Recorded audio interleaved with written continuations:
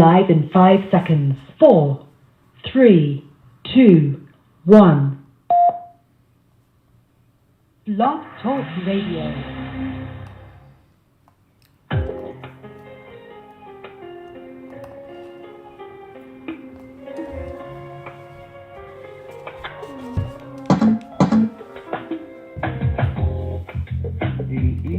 Where we're from, the 12 tribes of Israel, 721 BC, the Assyrian king, he took us down, we fell, with a great escape we went to the Euphrates, the Lord held the waters to a land where no mankind dwelt. Just put it in. We went.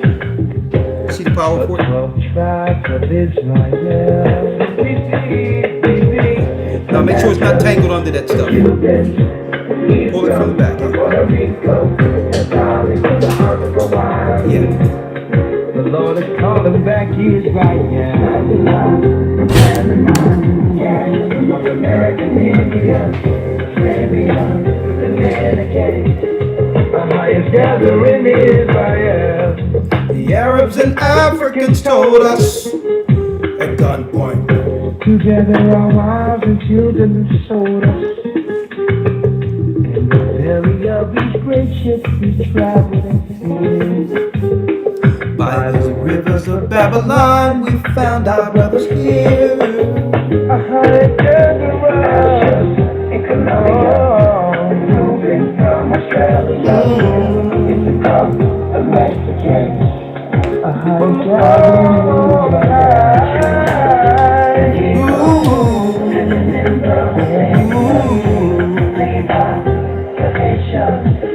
Our highest gathering in Israel.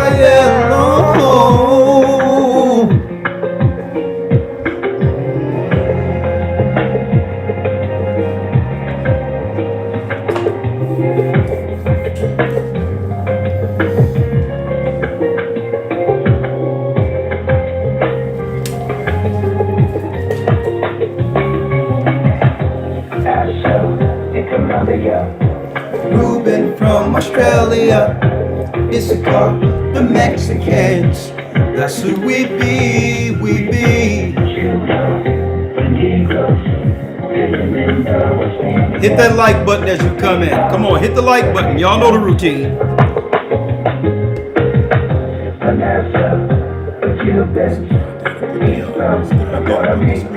Yeah.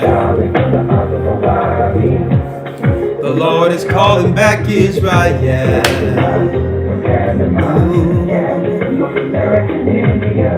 Simeon, the Dominicans, our highest gathering in Israel. Shalom, brothers and sisters. I'm Elder Rick Archiar here along with Elder Lawyer of the Gathering of Christ Church. I would like to say shalom to my brothers and sisters worldwide.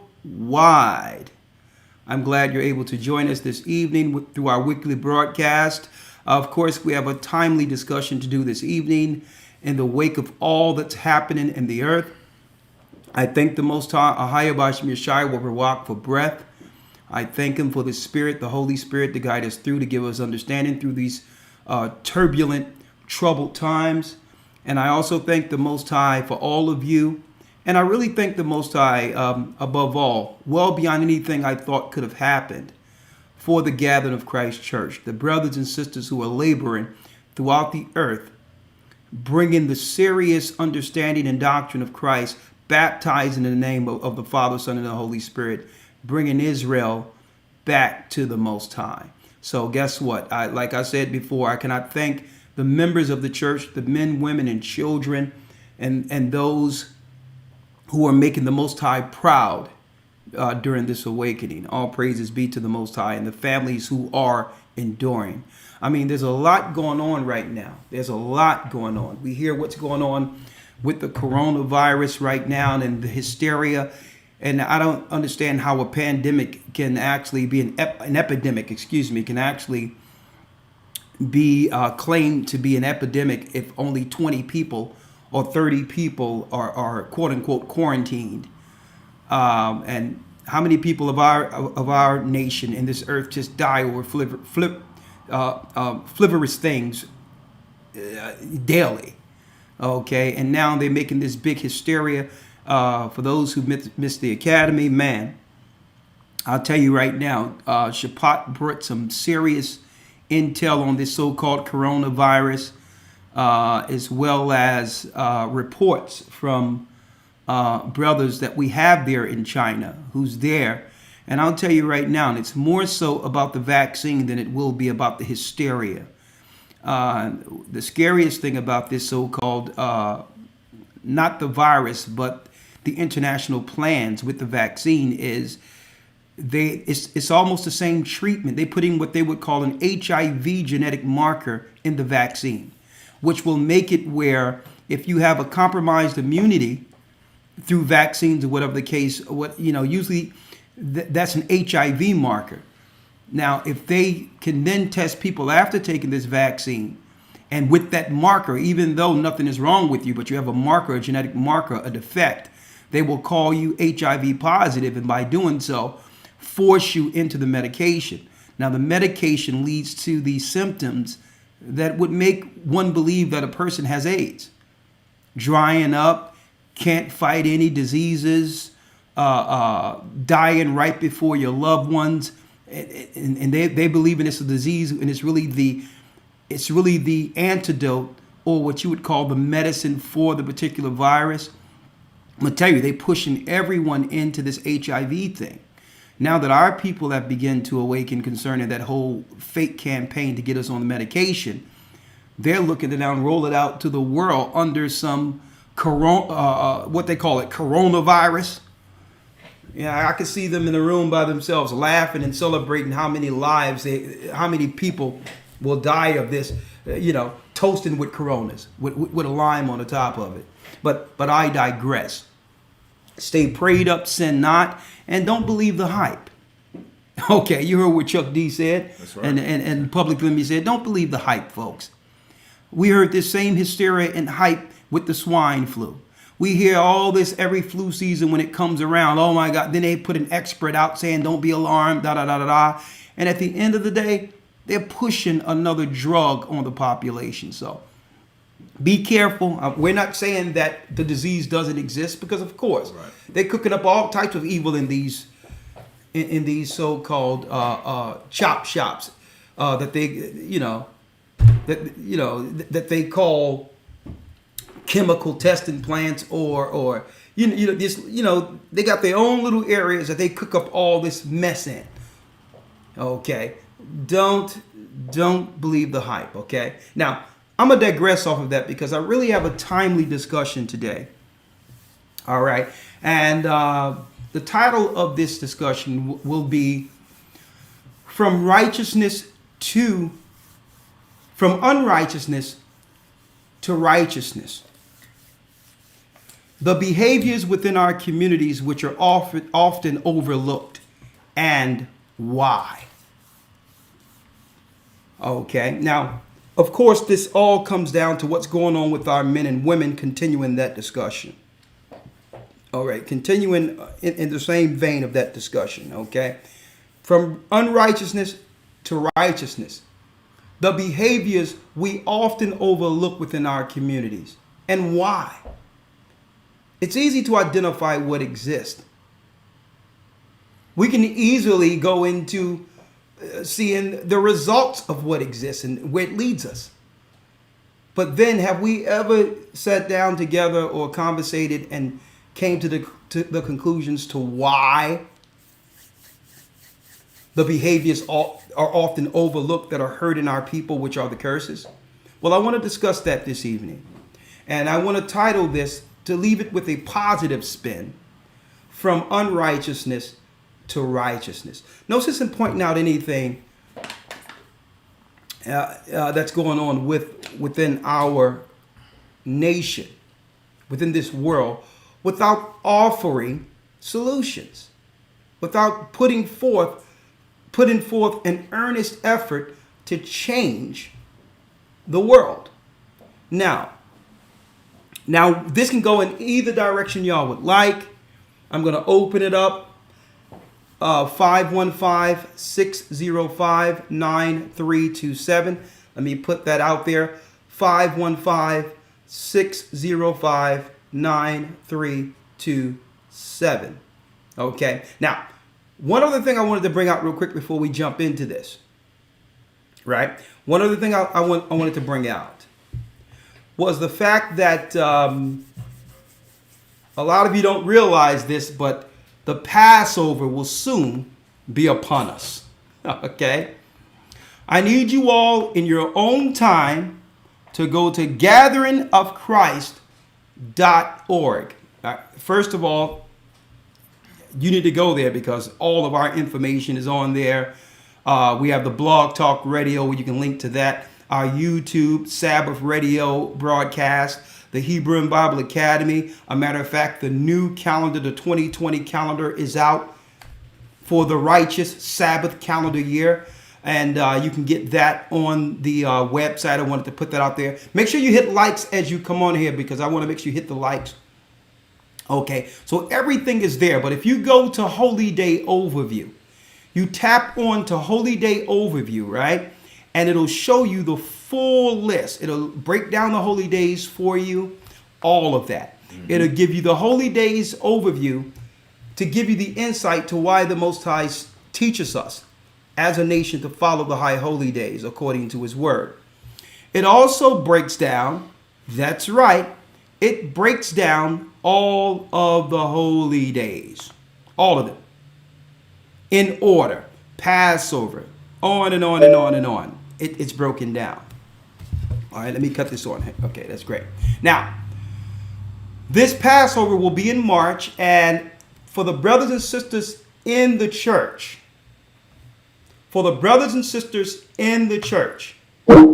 okay, let me do this.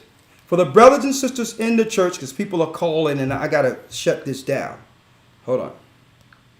For the brothers and sisters in the church, one moment. We need you all to make sure you get with the elders and deacons in your respective areas to make sure you have your seat in the Passover because it will be in Pittsburgh this year. The seats are filling in. And the last thing we want to deal with is some issues with brothers and sisters saying that they're not able to get in. It's limited seating. So I'm putting it before you right here. I'm Elder Ricard Yard telling you it will be in Pittsburgh this year. And you need to get before all the other people because we've got new people being baptized and all of that who are going to be getting seats almost immediately. So make sure you go to your elder and deacon and begin reserving your seats in your respective areas, especially in the United States. Make sure you get with your local chapter of the Gathering of Christ Church and set it up for you and your family so you're not dealing with issues when the Passover come upon us. Mm-hmm. Do me a favor, pull up the date on there. Hold on. Sir.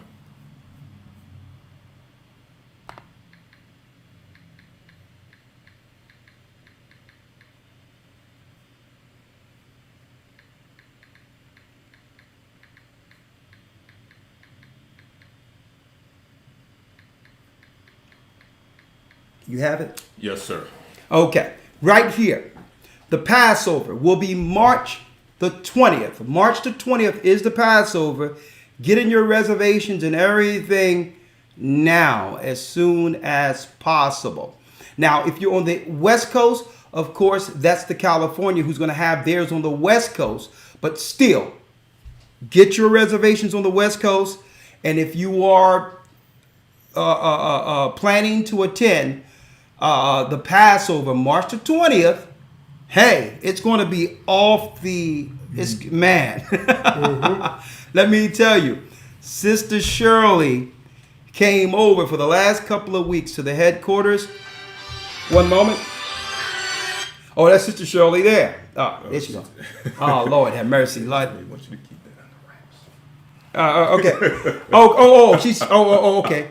See, I'm putting all the stuff out. I can't keep nothing. I just tell it all.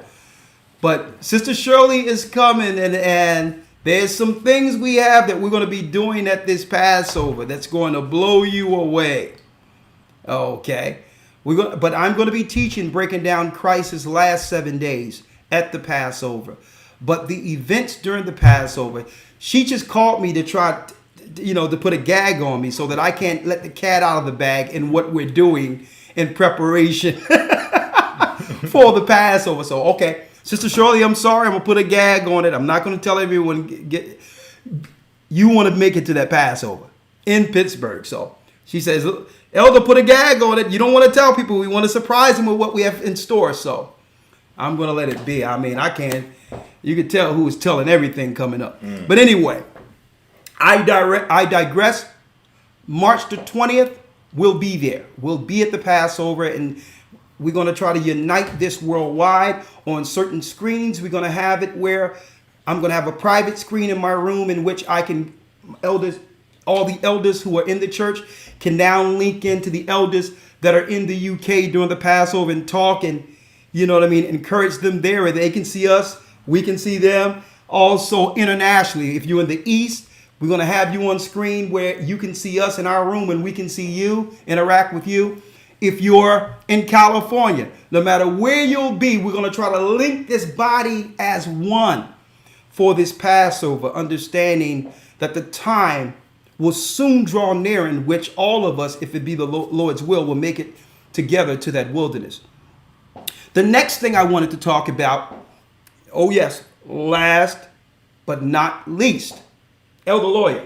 I don't know if you got the news, but Elder Lawyer and I, we will be in England. I have to see my London family. I can't wait to sit down with the London family, the Birmingham family, the Manchester family, and bring this thing together. We're going to be in England for Purim. So the midweek of February, Elder Lawyer and ourselves, we will be in England teaching, dropping the knowledge all on the streets and all that. And we're going to have our private meetings in preparation for what's to come with our England body. All man, woman, and children on deck. This is the time we've been talking about. This is the time the Most High have prepared us for.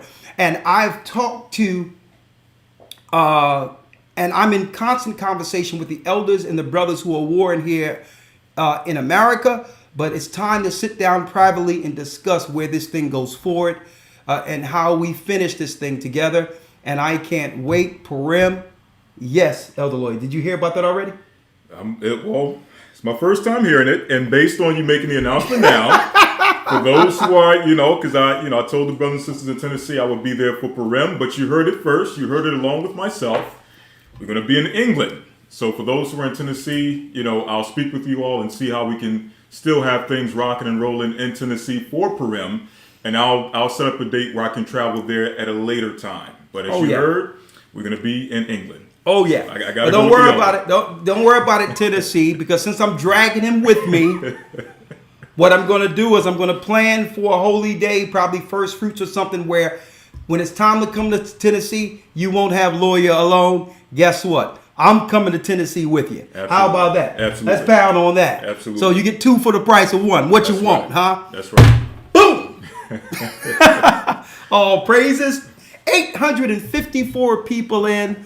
I'm excited about this particular broadcast. I'm excited about this. Okay? From unrighteousness to righteousness, the behaviors often overlooked within our communities. The behaviors of the subculture, let me put it that way. The behaviors with the subculture that exists within our communities. Why are the things that are hurting us overlooked? And why? I sure would like to hear your opinions on this, brothers and sisters.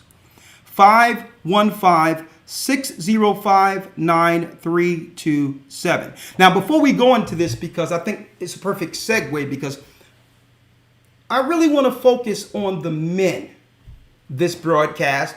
Not to say we're not going to bring in everything, but I would like to focus on the men. and what's allowed in our communities and why we allow them. Highlight the moral things, the spiritual things, the physical things, whatever you can point to that we allow to fester within our communities that are destroying us inwardly. Let's identify what that is and why. And see if we can now come together under this Bible, under God, to fix as much as we can before it implodes, before it takes us all together, because we're on the cusp of persecution. We're on the cusp of persecution, brothers and sisters. That's where we are. You understand? And through it all, I'm going to tell you, folks, only those under the hedge of the Most High will make it through this time. That's right. So let's talk about this. From unrighteousness to righteousness. Now, let me bring Elder Gabar in a second, because, of course, Elder Gabar had a lesson that was out there a couple of weeks ago in which he was going into aspects of, the negative aspects of women that are affecting our brothers inordinately. But one thing about that is, and he understood, and he's going to come on, is that was more so a private class that was aimed towards the people within his congregation initially. Okay. And it got out there and it got all different types of reviews, positive, negatives, whatever the case may be. I had, we discussed it and all that. And the whole thing is, and we both agree, is that we don't want brothers or sisters out there, brothers in particular, taking our words and using them for their own carnal actions. Mm-hmm. Okay. Because you have some people who are straight tyrants. You have some people who are straight misogynists. And I'm not just talking about out there in the world. Some people who's trying to impose their will using the Bible to do so, which is wrong. And if they can get any level of justification thinking that we agree with those behaviors, we will end up having more issues. You understand? We'll end up having more issues than beforehand. So, and we discussed that. Like that private conversation he was having initially with his congregation was people who know him and know, what he means when he's relaying information, and they know him personally to be able to decipher even the gray areas that was within that, not dissertation, but that discussion. You can call it dissertation, whatever the case is. But there's people who know him who can see the gray areas and know his heart and how loving and caring he is, and how much he wants for this nation to be right under the Most High. They're not going to look at any of the gray areas and give him negative blowback for it. But there's people that view the video who have never seen anything before and don't know him, that may, get some different opinions. I'm just saying in general, you understand. And I just want to put that out there for those who were looking for the lessons. Look, we're going to leave those lessons private for people who are within, who have the knowledge to understand, who've been operating with us. Okay. Oh, there go Elder Gabar. You with us? Yes, sir, Elder. I'm on cue. Can you guys hear me? My man. Pots and pans. Elder Gabar. The floor is yours. Okay. Okay. Well, thank you, Elder. I wanted to kind of, you and I have been talking behind the scenes, and I've been, assessing the situation, and then you've been assessing the situation. Yeah. And then, when we decided to take those videos down, there was always, because I got no saturation between 15 and 20, either a combination from phone calls or text or emails about the lessons and things of that nature. Okay. And wondering why it's down. Yeah. And I wanted to be transparent with everybody in the GOCC, so that there is no there's no misunderstanding. Yeah. And sometimes when people don't get an answer, they'll begin to create their own answer and create, there's a vision, or there is issues with leadership, and I want to just make it clear that's not even remotely the case. So let me kind of give in perspective for people to understand, why, even I was feeling a certain kind of way. I realized even before you and I, Elder, talked and things of that nature, to already took the videos down in regards of this. And then we got started from the beginning. My original motivation is to kind of have two videos on, and people, they know me. I am stern sometimes. I'm loving, but I'm also stern. I got all that, personality within me that are straight to the point, right? Because sometimes when you're not straight to the point, people take that not straight to the point as a leeway to, go somewhere else. However, I wanted to do a video for correcting the sisters, correcting the brothers. I was trying to do another video the previous week to correct the brothers, and then kind of be those two videos kind of balance those things out, right? That was my original motivation, right? Okay, yeah. So then I did the first video. I did the first video dealing with the sisters. And then I was there, everybody heard my passion, heard what went down, right? Then what happened is, in the preparing of the lesson for the men, I already had an idea where I was going. I was about to come hard. I was about to do my thing. But certain things began to happen that I realized, okay, I began to get phone calls from people when the lessons were still up. Great lesson, Elder. Great this, great that. And we cover certain things within the lesson that, was addressing the sisters and things of that nature, right? Yeah. But I realized that although I was getting advice, I was getting great accolades on the lesson, behavior was not being changed. I was noticing behind the scenes and looking at people's behavior. And let me give you kind of examples of sisters coming to me before they go to their husband. We covered that. Sisters sometimes looking at or not adjusting the social media image that may be luring men a certain direction or promoting a certain image that maybe they don't are aware of what they're portraying. And that's why we're telling sisters the lesson. Sisters, be careful with the social media. Don't be taken with the social media. They're watching us to begin with. You don't want to put every single picture that you ever took in the rest of your life on social media and all that. So I was dropping all that, right? So what I realized that everybody was excited about the next lesson. I can't wait for next week, Elder. I can't wait for next week. But I realized that behaviors were not being changed. And you point out certain things that someone within the lesson, that because it's out there, somebody could take certain of the things of that's in the lesson and misconstrued it in, like you were saying, meant to use that to be tired, right? Now, I was saying, is that's going to be a situation that men could use to be tyrants in the lesson, and I'm about to go and go hard on the men, then the opposite can also be true when I come out with the lesson with the men. And because I noticed that there hasn't really been any behavioral changes within these lessons, I began to say, okay, I know what's going on here. The most I revealed this and told me, all right, those lessons have to be come down because they're not really helping in a sense of, everybody's giving me high fives, but the things that I'm addressing, I'm noticing people are still doing.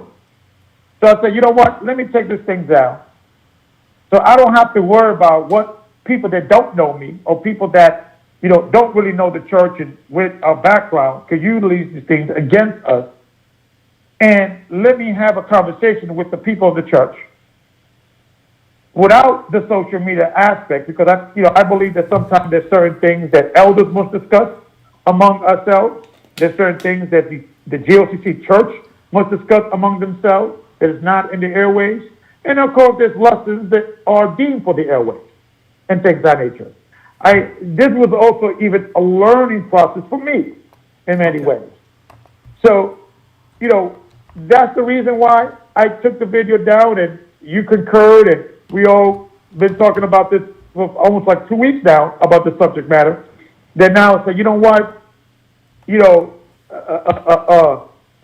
we take it up? Should we leave it up? And then like we get positive response, but then we get one negative, and I said, you know what? Let me even go into that zone. Take it all down. Okay. So now we're so I wanted to just address the congregation and the people if they're asking me about the video, and can I send them a copy? The answer is going to be no. Okay, and we're gonna go into a different direction in what we're looking to do. And I don't know, Elder, if you want me to address it, you want to address it, and what we're gonna go, what we got planned to do.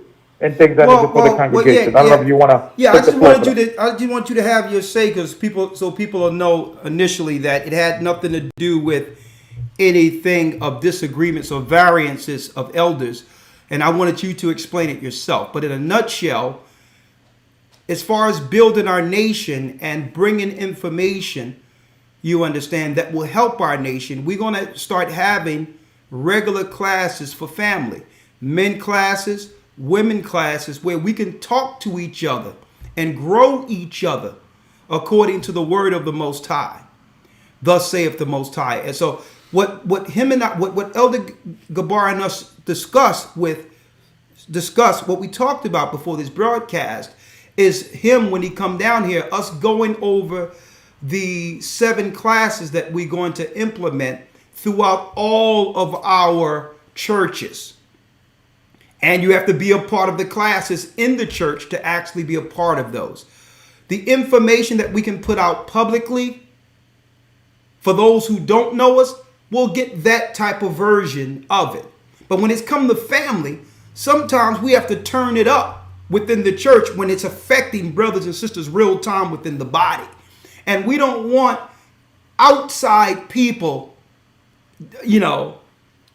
viewing that and coming to negative conclusions or whatever the case is, because there's things we can talk about in-house and work out.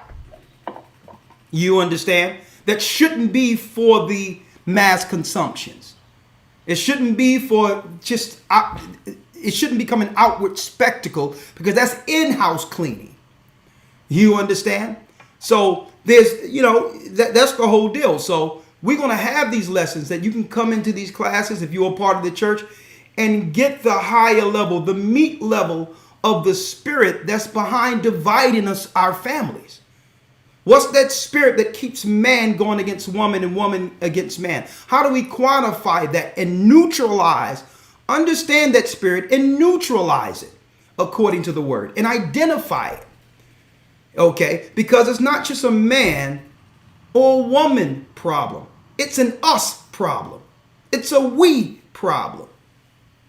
And I don't ever want anyone anywhere to ever on the outside of our lessons believe that there's something where men are standing on one side of the line and women are standing on the other side of the line. Because you hear something publicly, well, why? It just seems like it's the woman. Well, you're not in the classes to see how men are dealt with. And I'm going to tell you this. I'm going to be straight with you. And I'm going to be straight up, and you can have the last word, Gabar. I'm going to tell you right now. Women would not be able to withstand the correction that happens, that we deal with when correcting brothers. Mm-hmm. Women wouldn't be able to stomach that. Mm-hmm. Just because you don't see it doesn't mean it doesn't exist. And I'm going to tell you right now, women wouldn't be able to stomach the same correction that brothers get within the work, because we have to give honor to the woman as the weaker vessel. It takes a woman longer to recover from emotional duress and stress. And we have to, and being elders, we have to understand that. So I just wanted to make sure everyone understands there's no line in Christ's church between men and women. And if I ever see anybody taking it that way, and It's up to us to do what? To destroy all heresy. Heresy means division. And if men is against women and women is against men in the same church, that's heresy. You have the last word, Gabar. You covered most of the points and things of that nature. It's just one of those things that, as elders, we go through, you elder, you overseeing all the, whatever churches numbers we have.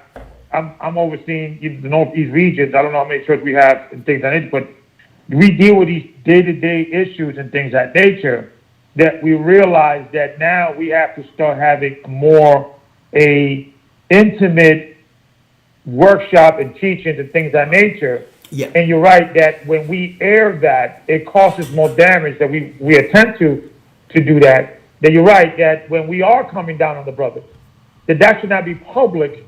Yeah. In the same way, when we are coming down on sisters, that should not be public. Exactly. Because when it becomes public, then it becomes now it becomes the talking of the week. It becomes the conversational piece and yada yada yada.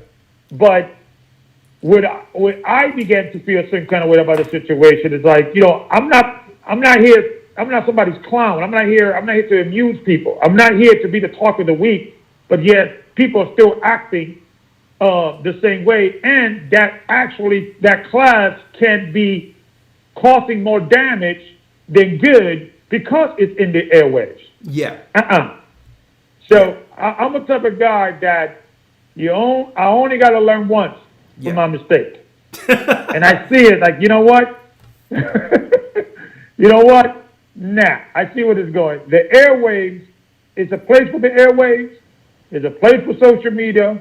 But the social media thing, there's certain things that doesn't belong there. Because it is cost, you can't avoid it. It's going to cause risk.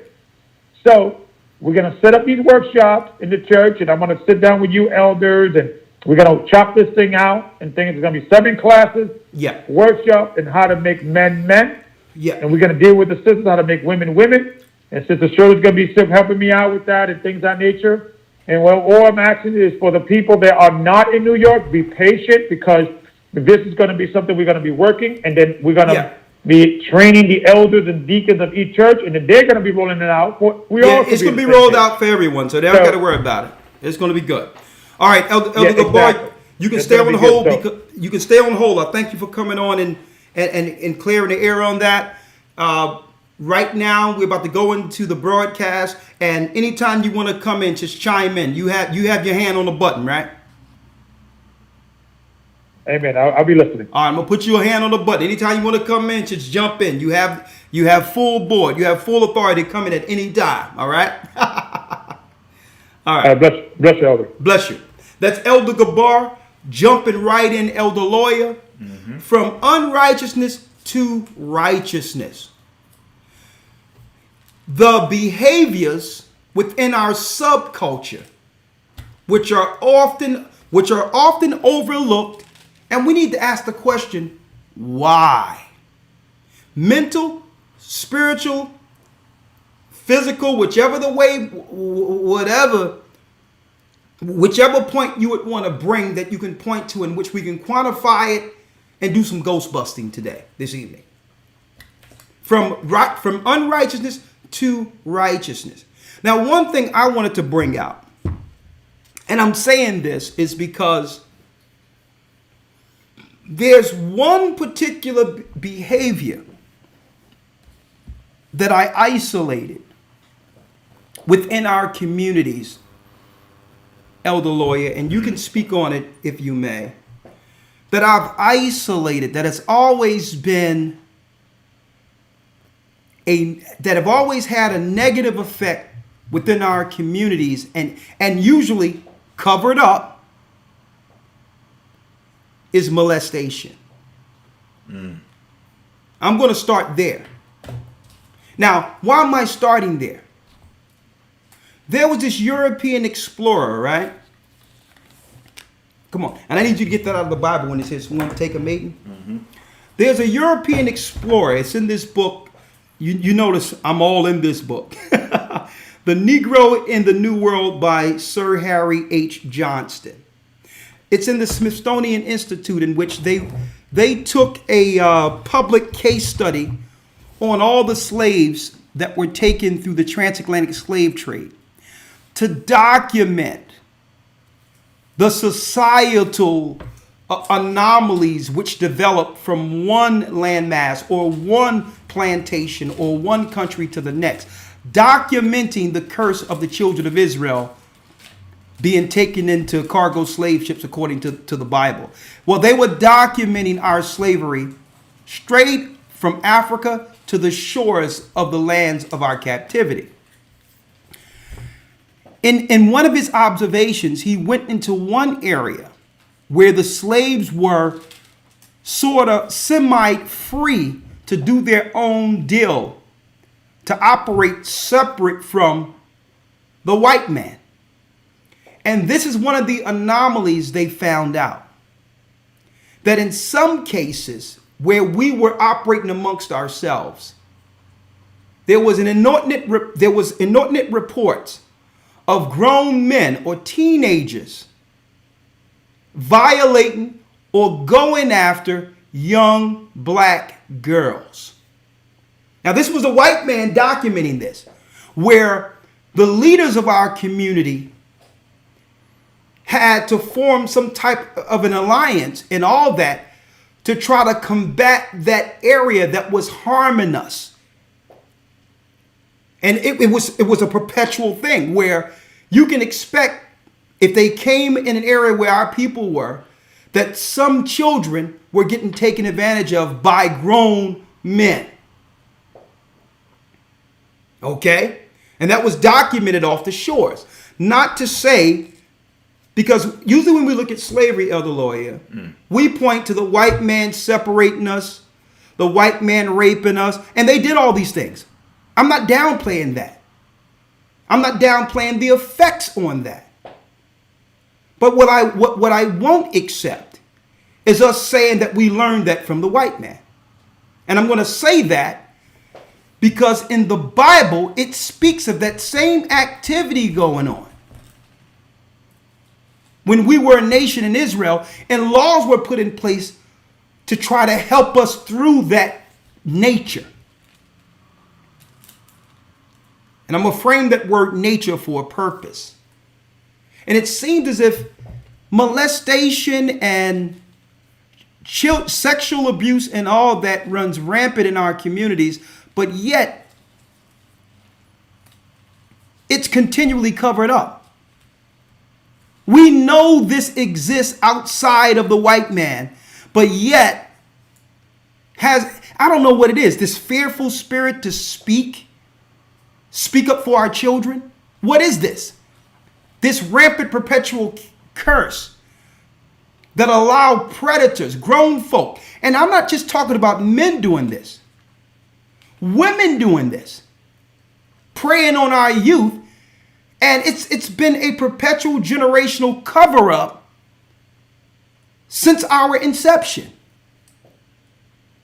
And we're talking about from unrighteousness to righteousness, the behaviors often overlooked. And why? Why do we overlook the inordinate numbers, the exorbitant numbers? Why do we ignore the rape and the fornication and molestation to continue amongst our youth? What are we missing here? And why are the molesters covered up? I want to start there. Elder Lawyer, anytime.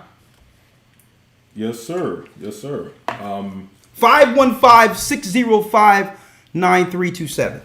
Yes, sir. I'm going to read the account first.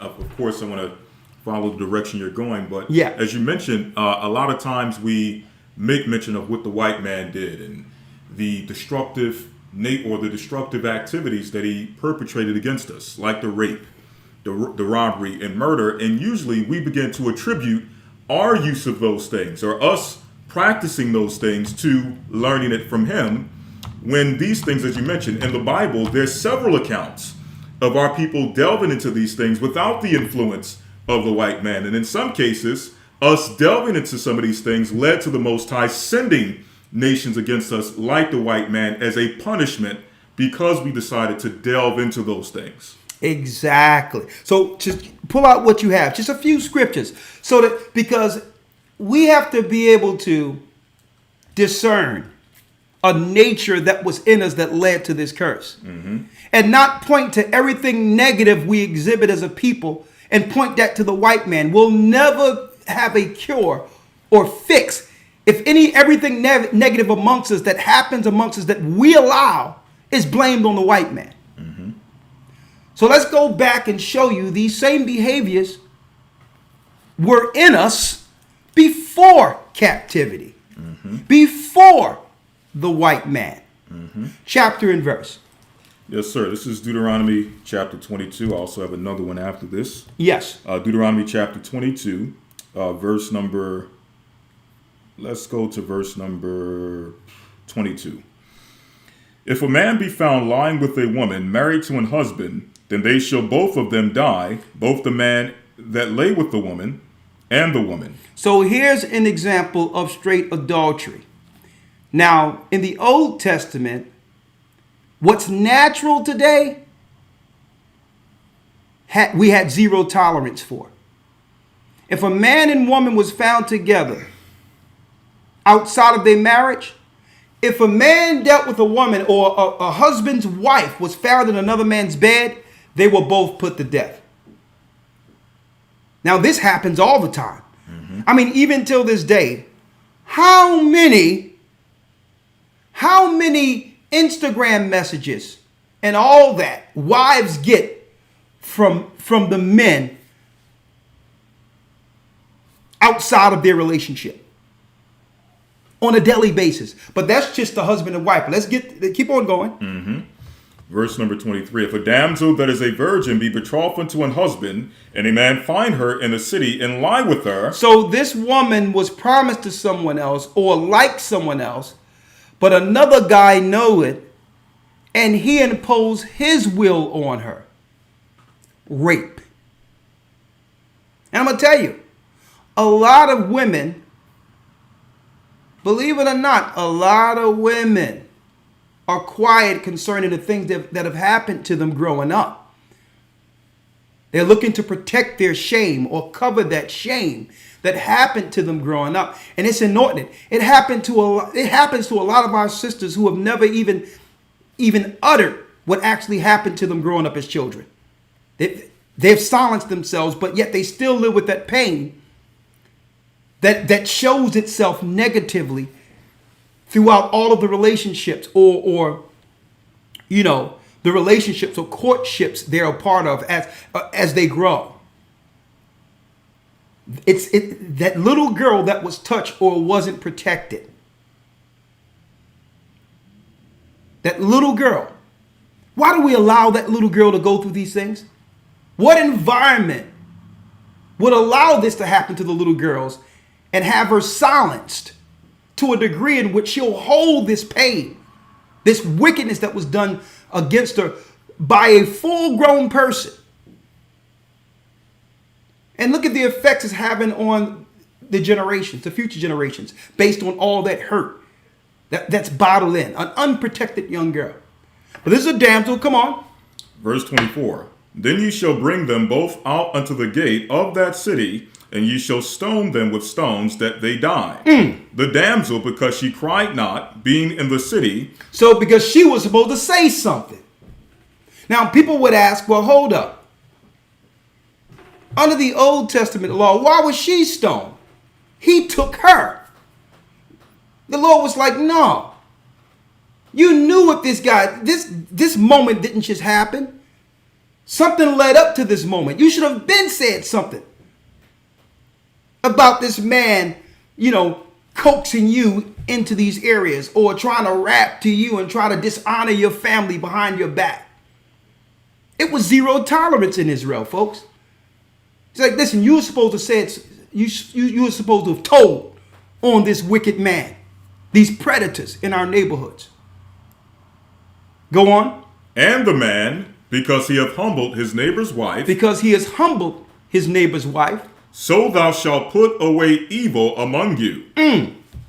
Why? Because what spirit will materialize out of that union? Every physical act when a man and a woman comes together becomes a spiritual union which produces something. Either life, righteousness, or unrighteousness. So it's something the Most High understood with the children who would come through such behaviors.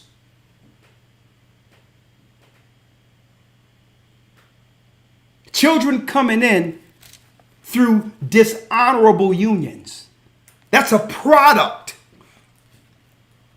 that can only do more harm than good. So we're talking about this here. Why is it, and I'm going to ask you, lawyer, just on the surface before you go to the next one. What is it about our community? What is it about us that cover up these children who are being taken advantage of and molested in our communities from one generation to the next? I think there's multiple elements at play. For example, the scripture says a gift spoileth the heart. You may have a situation where a mother may know her child, son or daughter, is being molested by an uncle, family member, close friend, but because this person is either providing some type of service, providing some type of either financial compensation to the mother, she will allow it to happen. And sometimes even the father will allow these things to happen because of some type of financial compensation. Another thing is shame, trying to cover the shame up of the family. Well, if this happened to your child, where were you? What type of parent are you to allow this to happen to your child? And you, understanding the environment that was at play, you were probably out working, trying to provide for your family, but you don't want that stigma on your household that you are the parent that put your child in a vulnerable situation to be molested. So now that comes into play. So, and that's just two examples. I can't speak for every example, but those are two examples that I've come to realize with some of these situations. Man, that's deep in itself, man, because I'm looking at what's going on even with the R. Kelly thing, and no one is pointing to what happened to him at 8 years old as the underlying issue that created this insatiable sin this man battled with since the age of 8. No one is actually looking at the entry point of the demon. But go on, other lawyer. Yes, sir. And there's one more thing on that. Yeah. You have the situation where you have the Christian mother primarily, okay, not the down the sisters, but usually there's a thing where the child will come to them. Either they won't believe the child, or they'll know the child is telling the truth, but they'll say things like, "Don't worry about it. God will handle it. God's going to deal with it." But what is this? Lord knows. What, I mean, can we, it's deep because I'm reading the Bible. I can't put my finger on this. Why does this exist? Right. And it's allowed to exist as a generational curse. We all know about it. Even Eddie Murphy and others went on stage and joked about that, you know, that funny uncle that everyone keeps their eyes on, that, you know, he's touching people he have no business. Why do we allow this freak uncle to exist? On and on and on and on. It's like, what is this spirit? Let me tell you, it's a dark cloud. It's a curse. This is a curse when you see something, when you see the cancer, to only coexist with it. That's a curse. And like, if we could see these issues and fix them, wouldn't that be the beginning of us coming out of the curse? So the curse in itself is the fact that it's a simple solution. That's the curse in itself. But we would rather coexist with the subculture that's actually destroying us inwardly. That's the curse in itself. The fact that we coexist and own up to it, or even brag about it to some degree. That's the curse. But go on, other lawyer. Yes, sir. And of course, I'm going into this men thing. I have to go into this men thing, because it was upon a man, the father, to protect that daughter. Here it is at the end of the day. all of us are looking at the byproduct of women who really had no protection all their life, who have insulated themselves and created a protective mechanism, a hard posterity. They had to create that with no protection. And no man anywhere is looking at that and saying, well, that's the product that's pumped out from a cursed generation, a cursed community. That's the woman you get without a father, without a protector. That's the woman you get. The woman you complaining about was a product of a man not protecting her in her most vulnerable state. We always point to the end. Anybody can look at the end result and point to it and see what is and break it down. But where's the man in all of this? So let's talk about it. Because here it is. I'm gonna tell you, and I'm going here. You have even a lot of Israelite groups and others would like to talk about, polygamy has always been a part of our nation, and the black man he always had more than one woman, and going into all this stuff, right? Then we complain about the product or the woman that becomes a product, a damaged product. We complain about the damaged woman. And then on the other hand saying, well, I want 7 of them. You know what the woman is who needs healing. You complain about that woman, but then say, well, the Lord says I can have 7 of them. I'm going to show you how ridiculous men are thinking. When Christ came to heal the fatherless, he came to heal the sick. And we're looking at this thing all wrong. What's going on with our nation cannot be healed physically. Okay, it has to be healed through the spirit first. As soon as we see someone, we're thinking about the flesh, not realizing the majority of our sisters have grown up and grow up in a generational curse and are hiding pain that have been ignored. And I want to talk about that. I want to talk about all of that. From unrighteousness to righteousness, the behaviors that are often overlooked and why. I hear same brothers out there talking about how women ain't this and women ain't that, women ain't this and women ain't that. And I'm just talking in general. I'm talking about these other Israelite groups who will use that same scripture if you fall on a woman or take a damsel and marry her and say it's okay to rape a woman. And then you have people out there, you know the majority of our women are suffering the curse, but you out here saying, I want 3-4 of them cursed women.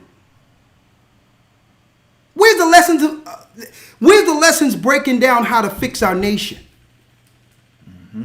How to protect our children? Where are those lessons at?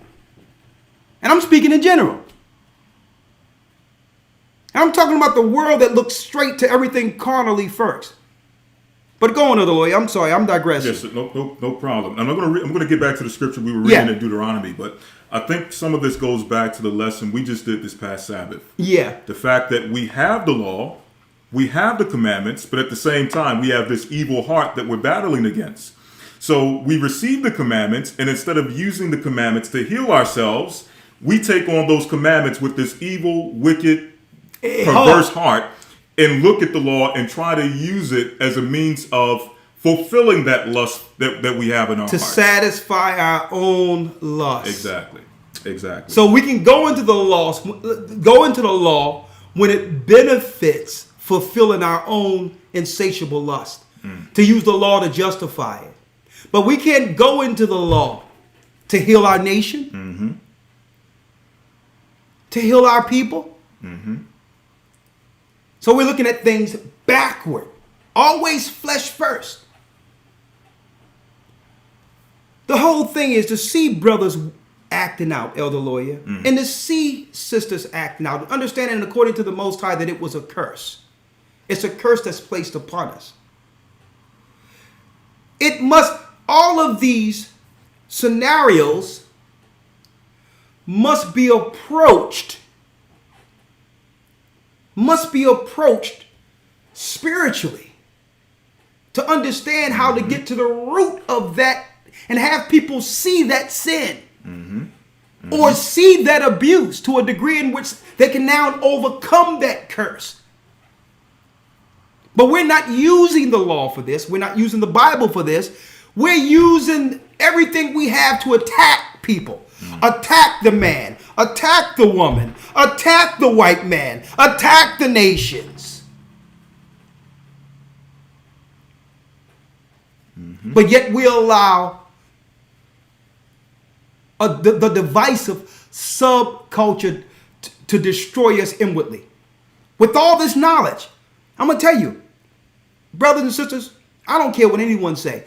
No, I've never seen no one break down this Bible like an Israelite. I don't care what group they're in. I've never seen anyone break down this Bible like an Israelite. So it's not that we don't have the propensity to know the word and apply it. We know the word better than the Gentiles. But where's the fruits of all this understanding and study? But go on, Elder Lawyer. Go on, I'm sorry. Just one scripture. And I want to hear from the people after you bring out that scripture, 515-605-9327. Because what we're going to do today is I want to hear other areas that you may have outside of our conversation. I just started off with that because I think that would be an easy solution to make a concerted effort to find out how to protect our children. And do something about the parents who would allow their children to be emotionally destroyed through molestation and all these things. That's just one area. But like I said, we're going to open the floor. 515-605-9327. This is 1 Timothy 1:7-8. Desiring to be teachers of the law, understanding neither what they say nor whereof they affirm. But we know that the law is good if a man use it lawfully. So if it's possible to use the law lawfully, righteously, there's also a way to use the law unrighteously. Exactly. It seems like we become the Israelites and get the law and learn the Bible and fall backward and lose that conscience we had towards the Most High even before we knew the truth. I'm going to tell you, before I knew that I was an Israelite, I had a fear of the Most High. And it seems like we get to know this knowledge and understand we Israel and lose that, which is one of the most important elements in all of it, is to fear the Most High. And that's what it means by when the Bible tells us knowledge puffeth up. That's right. That's right. Knowledge puffeth up. And then we begin, as teachers of the law, begin to think that we are actually above it.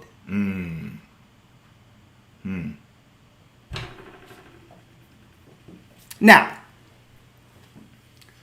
515-605-9327. And you know I have to go right back to Elder Gabar with this. And then I'm going to go down the line. Absolutely.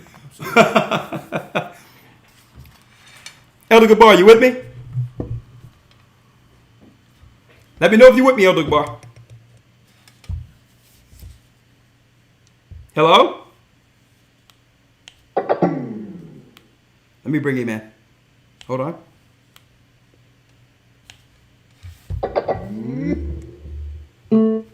Okay. 1 second. All praises. Okay, Gabar, you with me? Yes, sir, I'm here live. Listen, I'm on cue. Oh, okay. All right. Yeah. You wanted to say anything before I open up the lines to everyone else? Because I want to hear their perspective. From unrighteousness to righteousness. Yeah, absolutely. I want to hear from the people. Okay, I want to hear good. from the people. Amen. Okay, great. Yes, sir.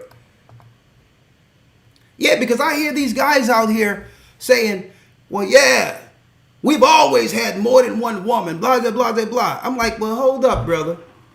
I'm talking about in general out there in the world, or people online saying that, and even have sisters have predisposed themselves to believe that, okay, I can look in history, throughout all of history, black men always had multiple women. Okay, that's cool. That's good. That's straight. It's okay. Okay. I need you to tie in how that led to where we are now. Because everything we did in the past doesn't make it right if it leads to where we are now. That's right. That's right. We got MGTOW, we got this, we got that, we got going our own way. Women ain't this, women ain't that. But then you got a number of brothers that say, I want 10 of them. Not realize. And Elder, can if I could chime in 2 seconds, if you don't mind. Yeah. Okay. This is what I usually tell brothers. Okay.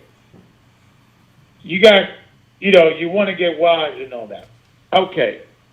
Do you think, give me a prophet that you respect, right? And they'll probably throw in the Isaiah, Jeremiah, Ezekiel, right? Okay.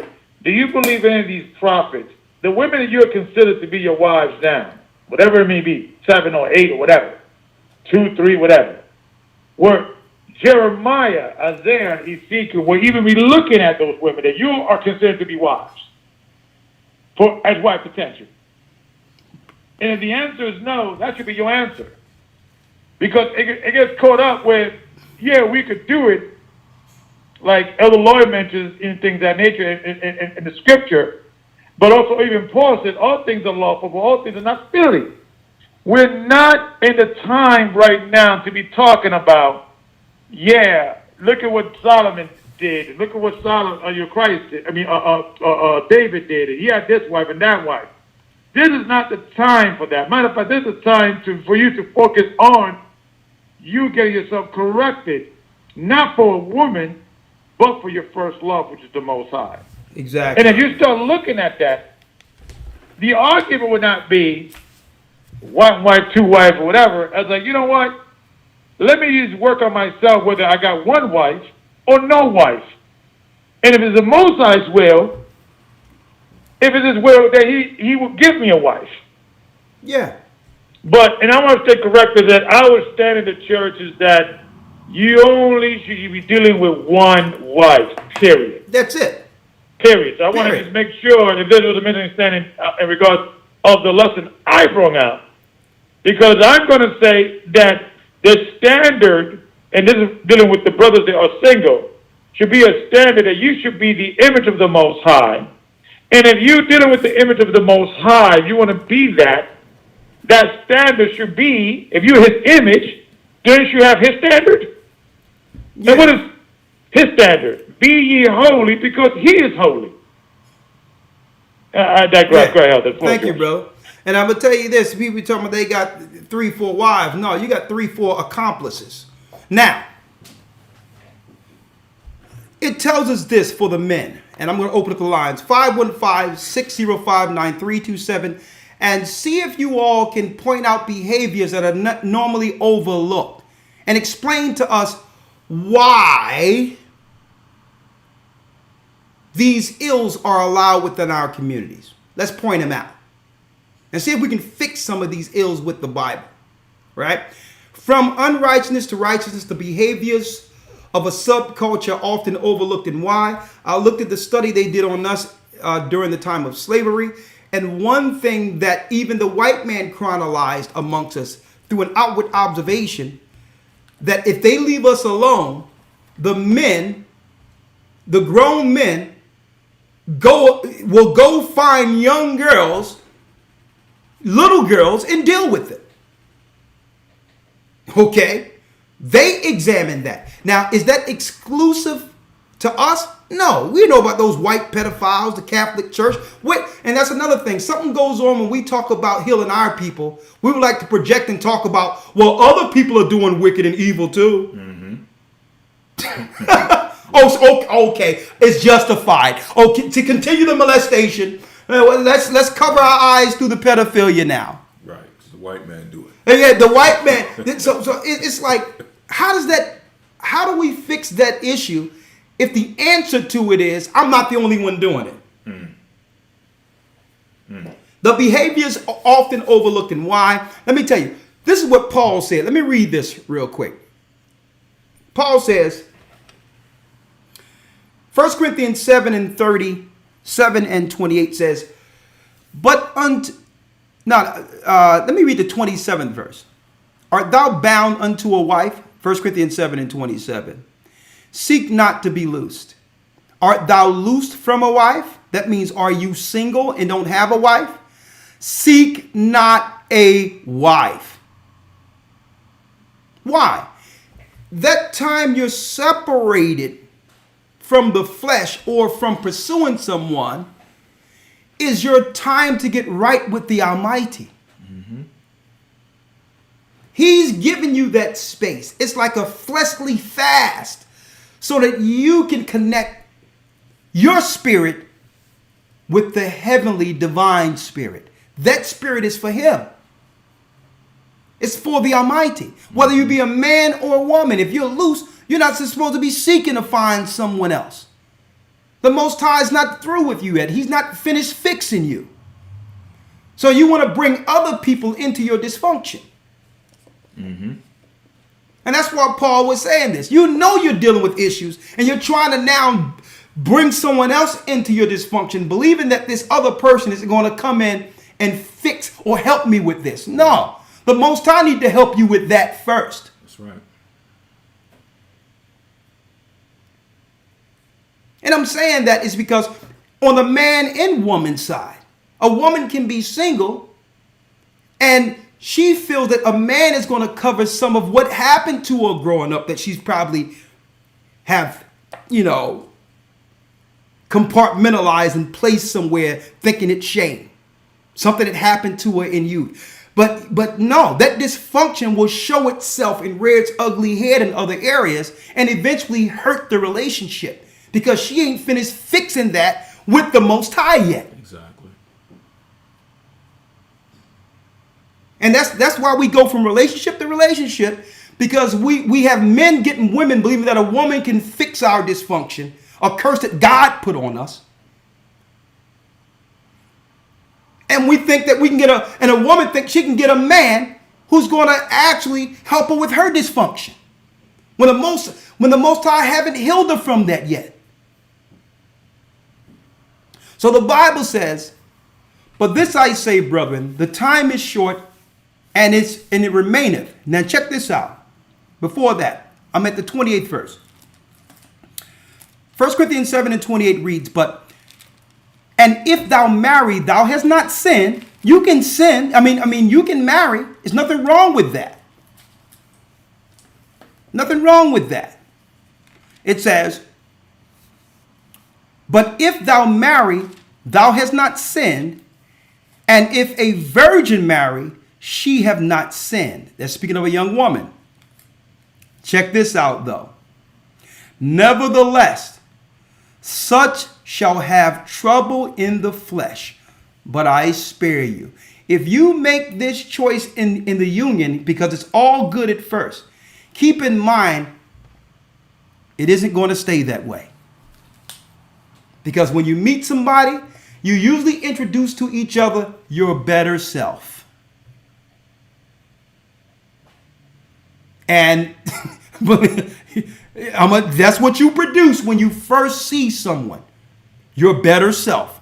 But when you get to know each other, you let your hair down a little bit. And now they're trying to figure out who you are, where you grew up with, what's your affiliations, the things we should have known first. Mm-hmm. Now you realize, both of you or either of you, we're in trouble. This is not what I meant. See, but if you link up with the Most High first, you can use the Spirit to filter those who come in your presence with the word of the Almighty. You're not giving over your flesh. You're observing through the Spirit and filtering that person through the Spirit. Listen to this. But this I say, brethren, the time is short. This is for men. The time is short. It remaineth that both they that have wives be as though they had none. Understand, if you make these choices to be in a relationship, the Most High is still going to require of you to multiply that seed He's sown in you. So everything everything that was placed upon you by the Almighty to accomplish on this side, you better bring it. Tie, stock, and barrel. Every piece of it. You can't say, oh yeah, now that I got a woman, I'm tied down now. I'm working 2 jobs now. I can't do this now, and I can't go teach the people anymore. I can't apply myself to study anymore. No, the Lord, no. I didn't give you a helpmeet to decrease. Mm-hmm. If you got a helpmeet, that means you should be able to do more and bring more people for the kingdom of heaven. Not, marry a ball and chain that becomes a burden. But that's what happens. I see people meeting people, hooking up with people and all that, desiring to be with a person, and you know they don't agree with anything you're talking about. Mm-hmm. Mm-hmm. You know they don't fear the Most High. They don't honor and respect scriptures. You even know that. So that's what Paul was talking about. You can make a choice on your flesh if you want, but understand what the Most High requires of you will still be required. So aim your eyes aright. Aim your eyes aright. Because help a woman in your life who knows the Most High is supposed to be a pillar of rest. You should be able to do greater works with a good woman. That's a helpmeet. Where she's actually feeling spiritually without when you're not producing for the Most High. These are the things that attract her to you. It's the fact that you love the Most High even more than her. That's that attraction. Let's talk about it. 515-605-9327. Mm-hmm. Go ahead, Elder Lawyer. Reading on in verse number 32, it says, "But I would have you without carefulness. He that is unmarried careth for the things that belong to the Lord, how he may please the Lord." So the unmarried, what? Careth for the Lord, how he must, it says here, without carefulness, he that is unmarried careth for the things that belong to the Lord, how he may please the Lord. How he may please the Lord. But he that is married careth for the things that are of the world, how he may please his wife. There is a difference also between a wife and a virgin. The unmarried woman careth for the things of the Lord, that she may be holy both in body and in spirit. But she that is married careth for the things of the world, how she may please her husband. And I'm going to show you how backwards some of this is, brother. And don't laugh. I know y'all going to crack up probably. And this is no joke. What I'm telling you is true information. And I know Gabar going to crack up right here. Folks, I grew up a young man in my early 20s, before there was all these different groups online and all that, under a group which was called first the Israeli School of UPK. Now, I thank the Most High for it. That was the beginning of my journey in understanding I was Israel. Now, my journey in Christ happened in the Christian church, well before I knew I was an Israelite. Okay? But I'm not going to downplay the importance of that time. Of me being because it jogged something in me. It stimulated a fire to help my people see what the Most High was showing us. So I'm not going to denigrate that piece of it. The awakening part of me understanding I'm an Israelite according to the Bible. But, brothers, when I look back at it, sometimes I get up in the morning and I roll over and I laugh at certain moments, folks. Of what, think about this. I remember scenarios where you can be a brother with more than one wife, right? Teaching the law, super bad on the corners and dropping knowledge. Got the fringes on, you got one woman on this side, another woman over there in the crowd giving out flyers and all that. And you thought, I'm the man, not right? Folks, the brother would get picked up and taken home in his wife's car. Living in a Section 8 or a project that's under his wife's name.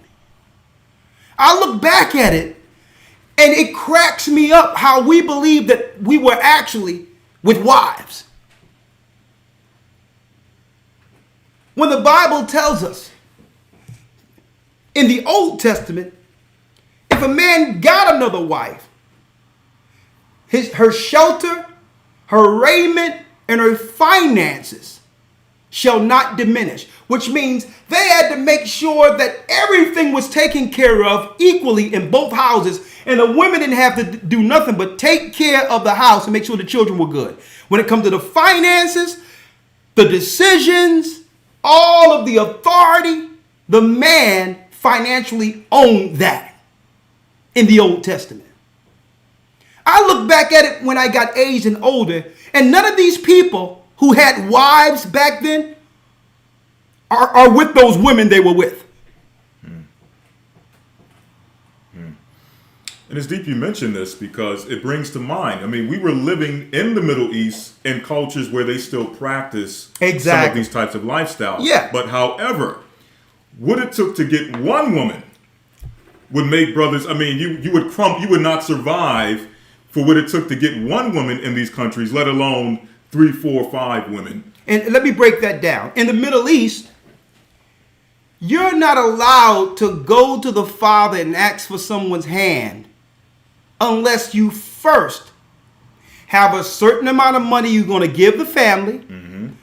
You have to have a purchased, owned flat or house for the wife you're going to put her in before the marriage. And she got to have money in her bank account. That's in the Middle East. Mm-hmm. And I'm like, you know what? It's deep because these are the sons of Shem. These are the sons of Abraham who are still practicing our ancient traditions according to marriage. You can't even go to a man in the Middle East and ask for a woman unless you must have all those ducks in a row first. Mm-hmm. So they come over here to the United States by themselves, they get a job, they set up a small business, get a lot of money, and then 7, 8 years go back and choose the wife they want after getting the bag. Exactly. Now I'm saying that if we thought that way according to the Most High and how to deal with one wife, because you can't get one wife over there unless you first have all that. Mm-hmm. I need y'all to think about, in a nutshell, how much weight would be off of our women who have to carry the load for the majority of the relationship. If she didn't have to worry about food on the table or going to the quote-unquote white man for welfare. Mm-hmm. If her relationship with you means she was set from the beginning, there will be no need for family court. Mm-hmm.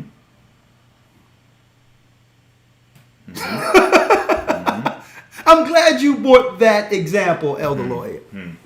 So we could talking candidly here, because we got some younger brothers growing up thinking, and this is why, let me tell you, even though brothers know that the doctrine we're teaching in the church is correct, this is why they choose, believe it or not, I've seen brothers who choose another Israelite group not because of doctrine, it's because it's okay to be with as many women as you want and not have to be accountable to them.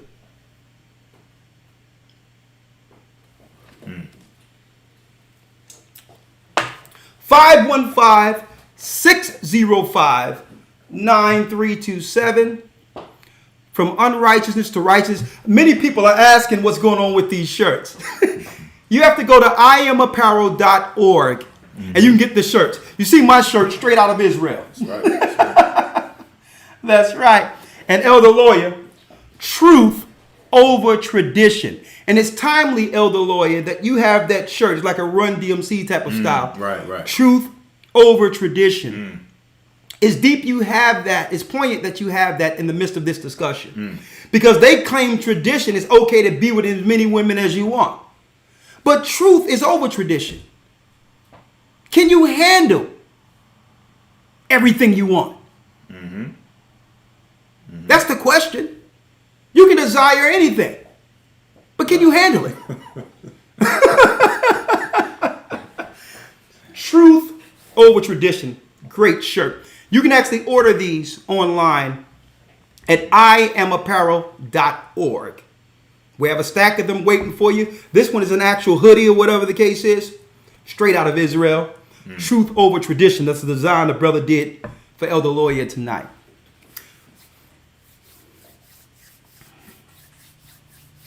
Someone says, Denise, I really pray those polygamy fellas are listening and comprehend the truth. Listen, people are going to do what they want to do. And that's the bottom line. Right. But the reality is, believe it or not, you're not going to get too much work done with a bunch of women.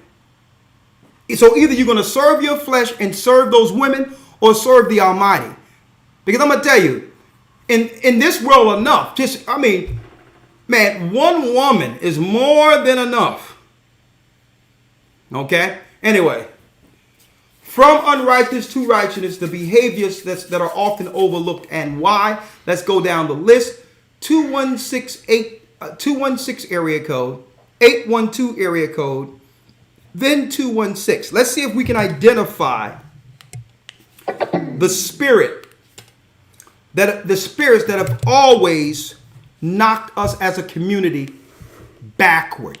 Identifying the subculture. That are the destructive subculture in our community that's often overlooked. Are there points we didn't touch on? Let's talk about it. 216 area code. Let me bring you in. Oh, that's okay. Let me hold on. 216 area code. Shalom, what's going on? How you doing, both you elders? Blessed by the My best. comment, make it. Go ahead. My comment is about to what is the topic that you on, but I feel that you really didn't. You missed a little point. What I get the molestation comes from. I feel it comes from the immediate household, because you spoke on something earlier when you brought the topic up, as in that how the so-called slave masters was watching us through since they brought us over here. But you got to understand how I look at it, what they was watching, and he maybe didn't put it like, you're not going to have, like, for example, I only can use myself. You know, I'm raising my daughter by myself. I ain't looking for no cookie or nothing. I'm doing what I'm supposed to do as a father. But what I'm saying is that I come from a household, and my mother and father, and I come from a broken home household that I know my mother, know my dad, but I didn't grow up on no molestation. But what I feel it comes from the immediate household, just like how you brought up R. Kelly. R. Kelly, the reason why he passed on through it, because somewhere either his mother got molested or his father did the molesting. So when these people see it, they see it in an immediate household, and it carries on. Because that's just like they, and when I say immediate, that's the uncle, sister, dad, mother, immediate household. Because if they see it from a friend, associate, they'll go back home and say, Mom, Dad, you know what I seen that was going on at my peer's house? Then a parent can say, well, you can't go back over there. That's wrong if they're not dealing with that. But overall, it comes from the immediate household.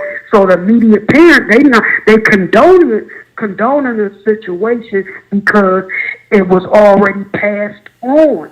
It was passed on, just like the other elder said. Well, they can go and say, well, you pray on the situation. Yeah, they go back and say, pray on the situation because the mother was getting molested when she was a young girl, and that's what her mother told them to do. They pass it on.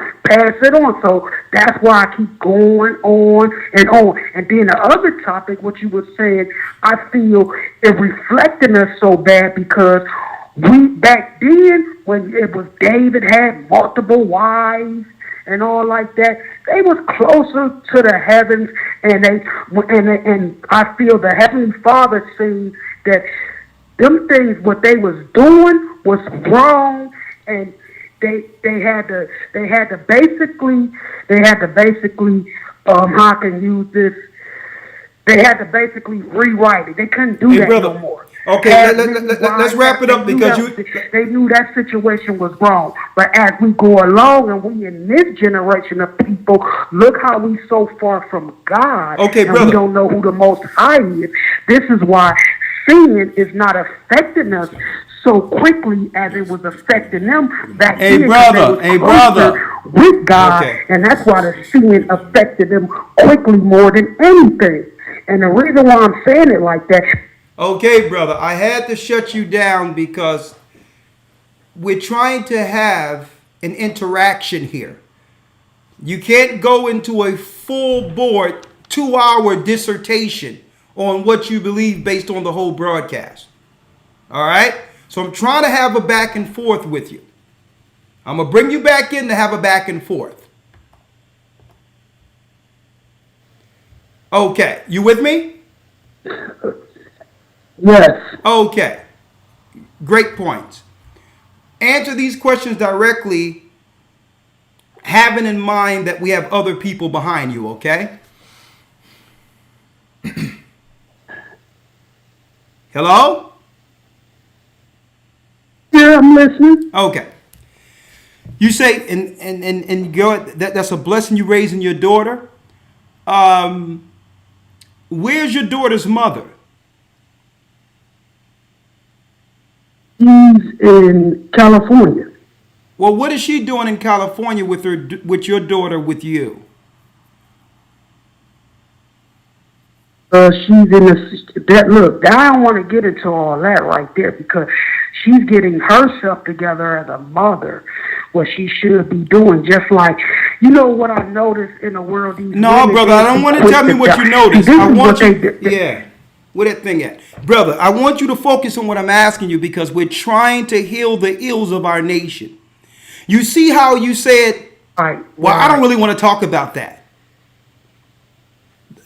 There's behaviors that's often overlooked that we hide and don't even realize we do more hurt hiding these issues than highlighting and bringing them out so that other people can learn from our mistakes.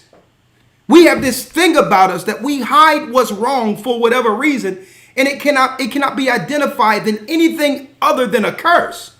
Other nations can sit there and articulate and point out what's going on with them as a point of healing to get over it. Our people would rather just stay in that spirit of the curse and protect it. Because when you called in, right, you highlighted the results of the curse. You exemplify as an example what happens. The family separates, one or the other parent have the child, the mother or father is someplace else, but no one can quantify how this happens or even want to discuss it. right? But you have the right to your privacy if you would like. You understand? But what I'm asking you is, because that's the generational curse.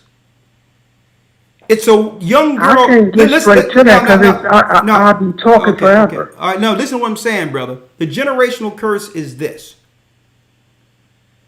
We have boys being raised with women where the boy don't know how to understand how to be a man because there's no examples in the house of what a man is. Well, guess what? That applies to a little girl. A little girl intently watches her mother, her mannerisms, how she deal with issues, all of that. And there's certain things when your daughter come of age that you just cannot talk to her and relate to her in certain areas. So, I'm just using that as an example. But thank you, brother, for your let me ask you this before you go. Right? Just give me one answer, one word. Why is these curses like molestation and all these things that lead to dysfunction overlooked in our community? Why do we ignore these issues that are plaguing us? I just said it. It's an immediate family. Okay, thank you, brother. Immediate family. That's why I'm it's with you. overlooked. I got you. What he was saying is, I think I understand what he's saying by immediate family, and it's a shame, but because it's probably true. Maybe in the family, others have dealt with it, like the mother, who've been violated or seen other people violated to a degree in which it's come to be accepted as normal. Yeah. And that's a normal relationship now. Everyone gets molested. Right. And so what are we going to do about that? All right. Great point, brother. I'm sorry I had to cut you off, but you brought some great points to the table, and I'll let you roll because a lot of what you said highlights the curses that are upon us. 812 area code. Shalom. Shalom, Elder. Shalom. I just wanted to hit on the point of the molestation. I do agree that some of that comes from definitely like immediate families. Personally, I came was the baby in the family.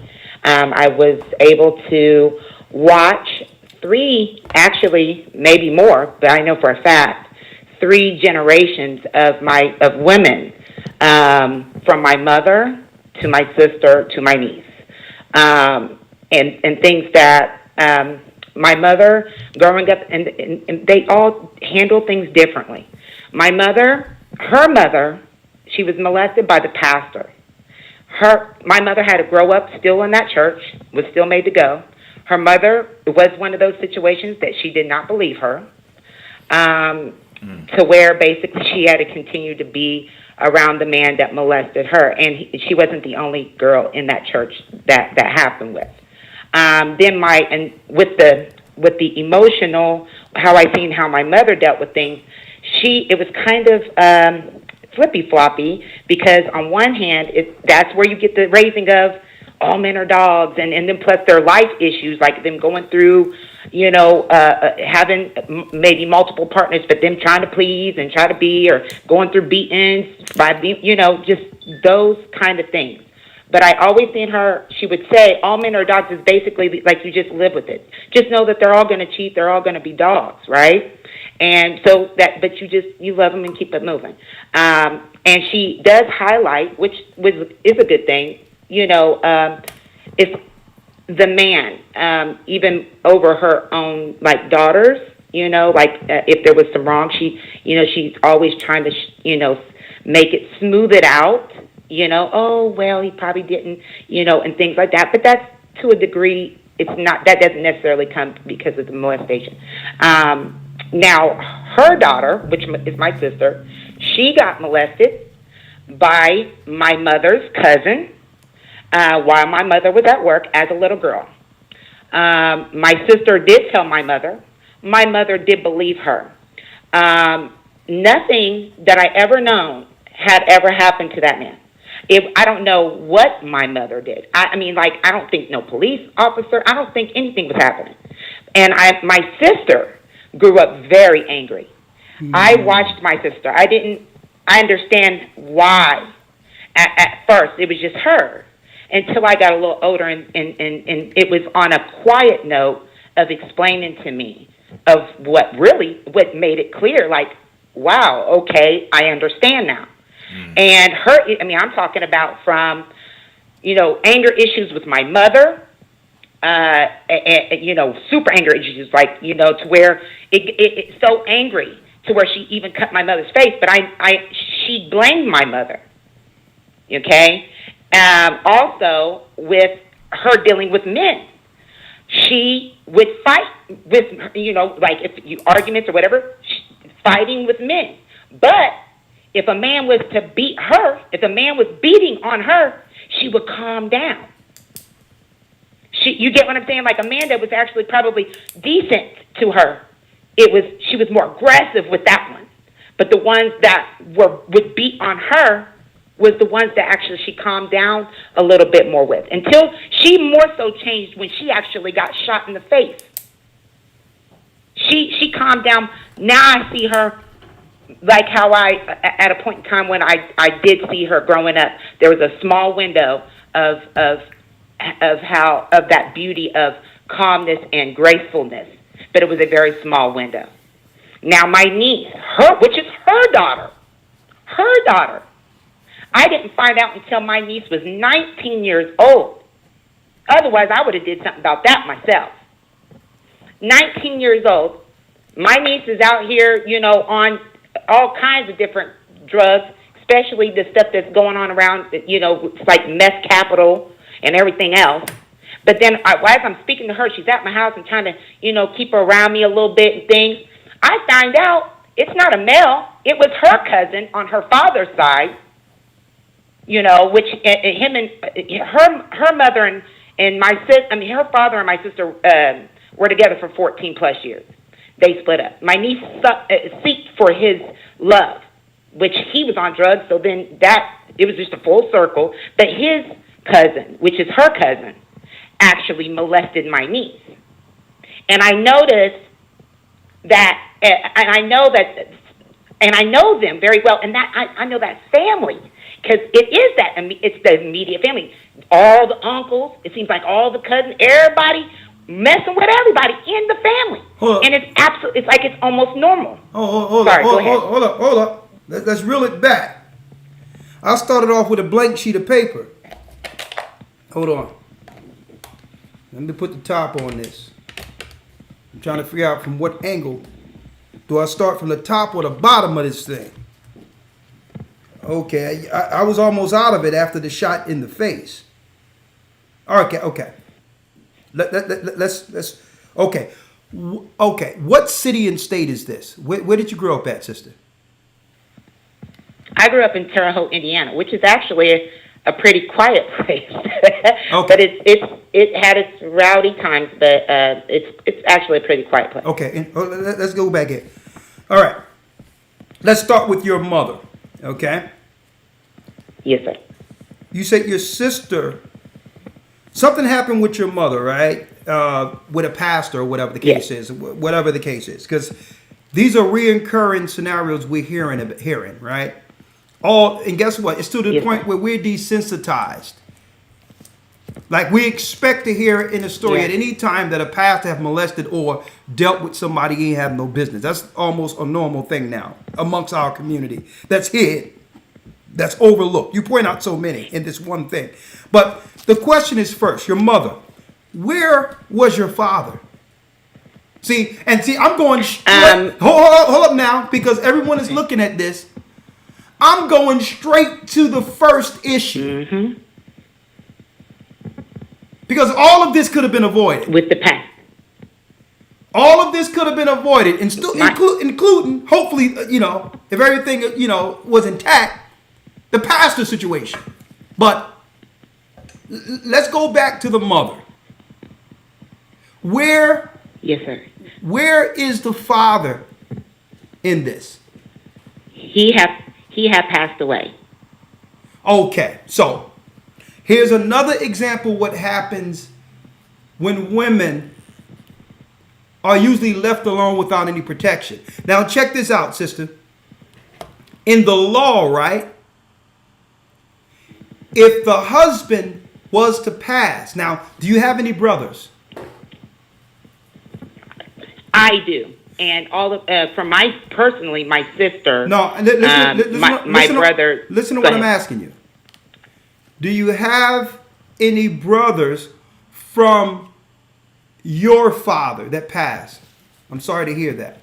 But do you have any brothers that from the original family before others came in?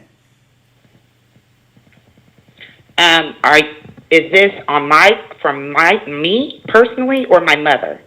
I'm saying I hate to ask you certain questions. It can go all over the place. Let me just stick here then. Let me just go here. All right. So I take it that your sisters and your family have different fathers. Yes. Okay. So your father is different than your sister's father. Correct. Okay. Is there any other children that came in from another father that's separate? Yes. Okay. There's actually 7 of us, and there's 6 fathers. Okay, 7 children, 6 fathers. Correct. And as a product of this is what all of this produces. Mother cousins, correct. The mother cousin can come in and harm the daughter. Why? Because he sees there's no protection. A vulnerable, dysfunctional state is really the haven for sin. It's the haven for molestation. And we see this all in our neighborhoods and do nothing. Your sister told your mother nothing happened. She gets angry. And now that anger filters into her relationships now, where this sister has now become the stereotypical woman that's usually I would say mocked by the likes of those like Tommy Sotomayor and others. They become the listen. They become the poster child of sisters. But no one is looking at all this dysfunction that led to the dysfunction. And on top of that, relating it to a curse that God said would happen if we didn't come back to his law.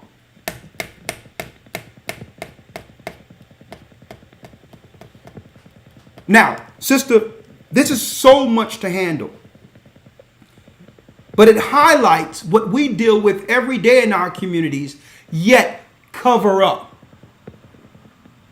Anything you like to say before I go to the next call?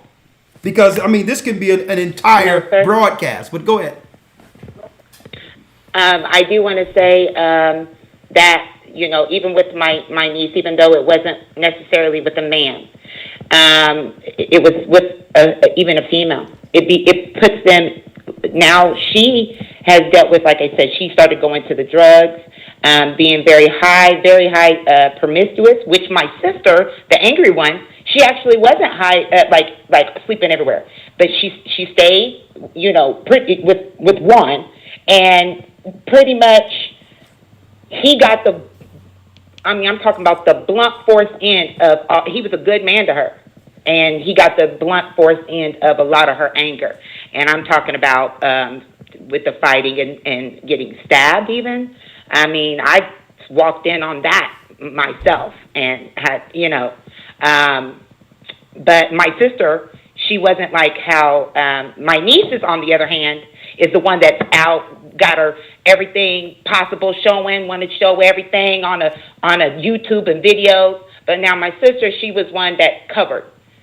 She, you know, she was very super overly, not overly, I don't think you can be super overly modest, but very, very high modest. Okay. All right. And all praise be to the Most High. You turned out good. I mean, you're fine, right? Yeah, I've never been molested. I have my issues, but not, you know, to that extent. I understand when you say you have your issues. What are they?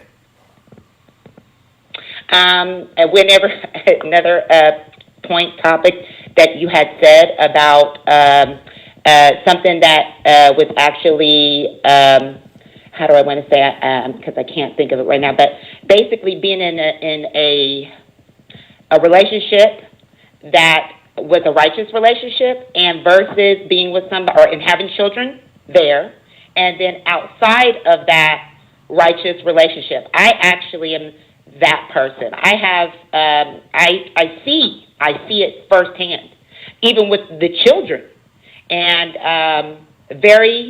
the two oldest ones, they're very respectful.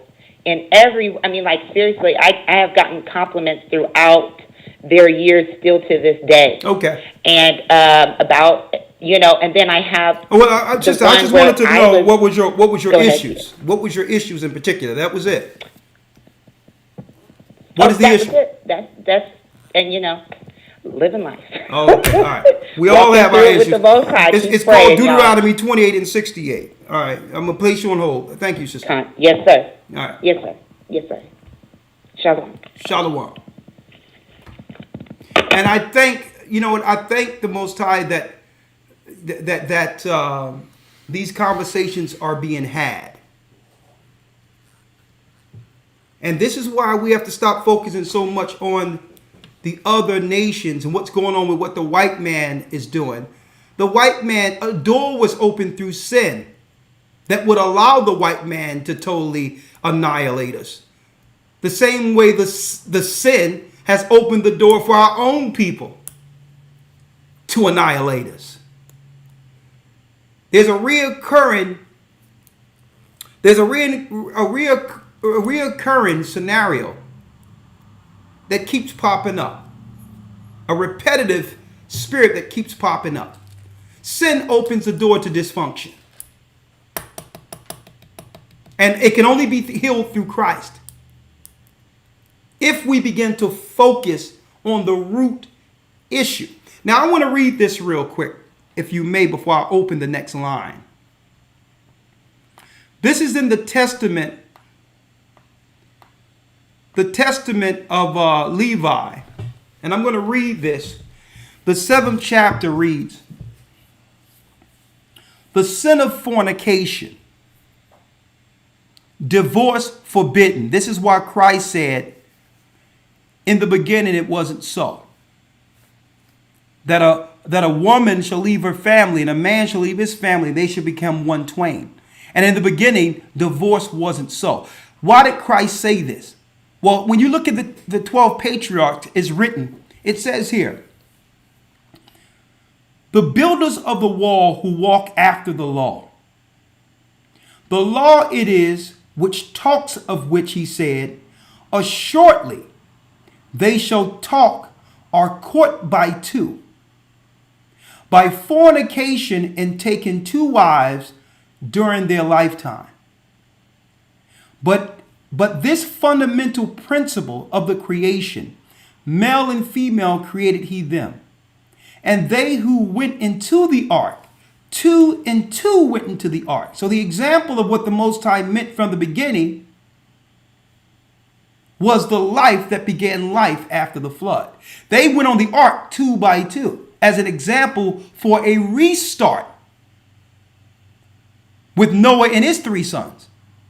That means Noah, Shem, Japheth went on the ark with their wives. Only 2 of each went on the ark, the same as the animals. It says, and as to the prince it is written. Now we know Israel is the prince of God. And to the prince it is written, he shall not multiply wives unto himself.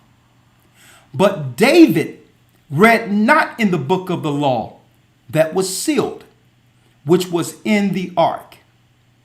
For it was not open in Israel from the day of the death of Eleazar and Joshua.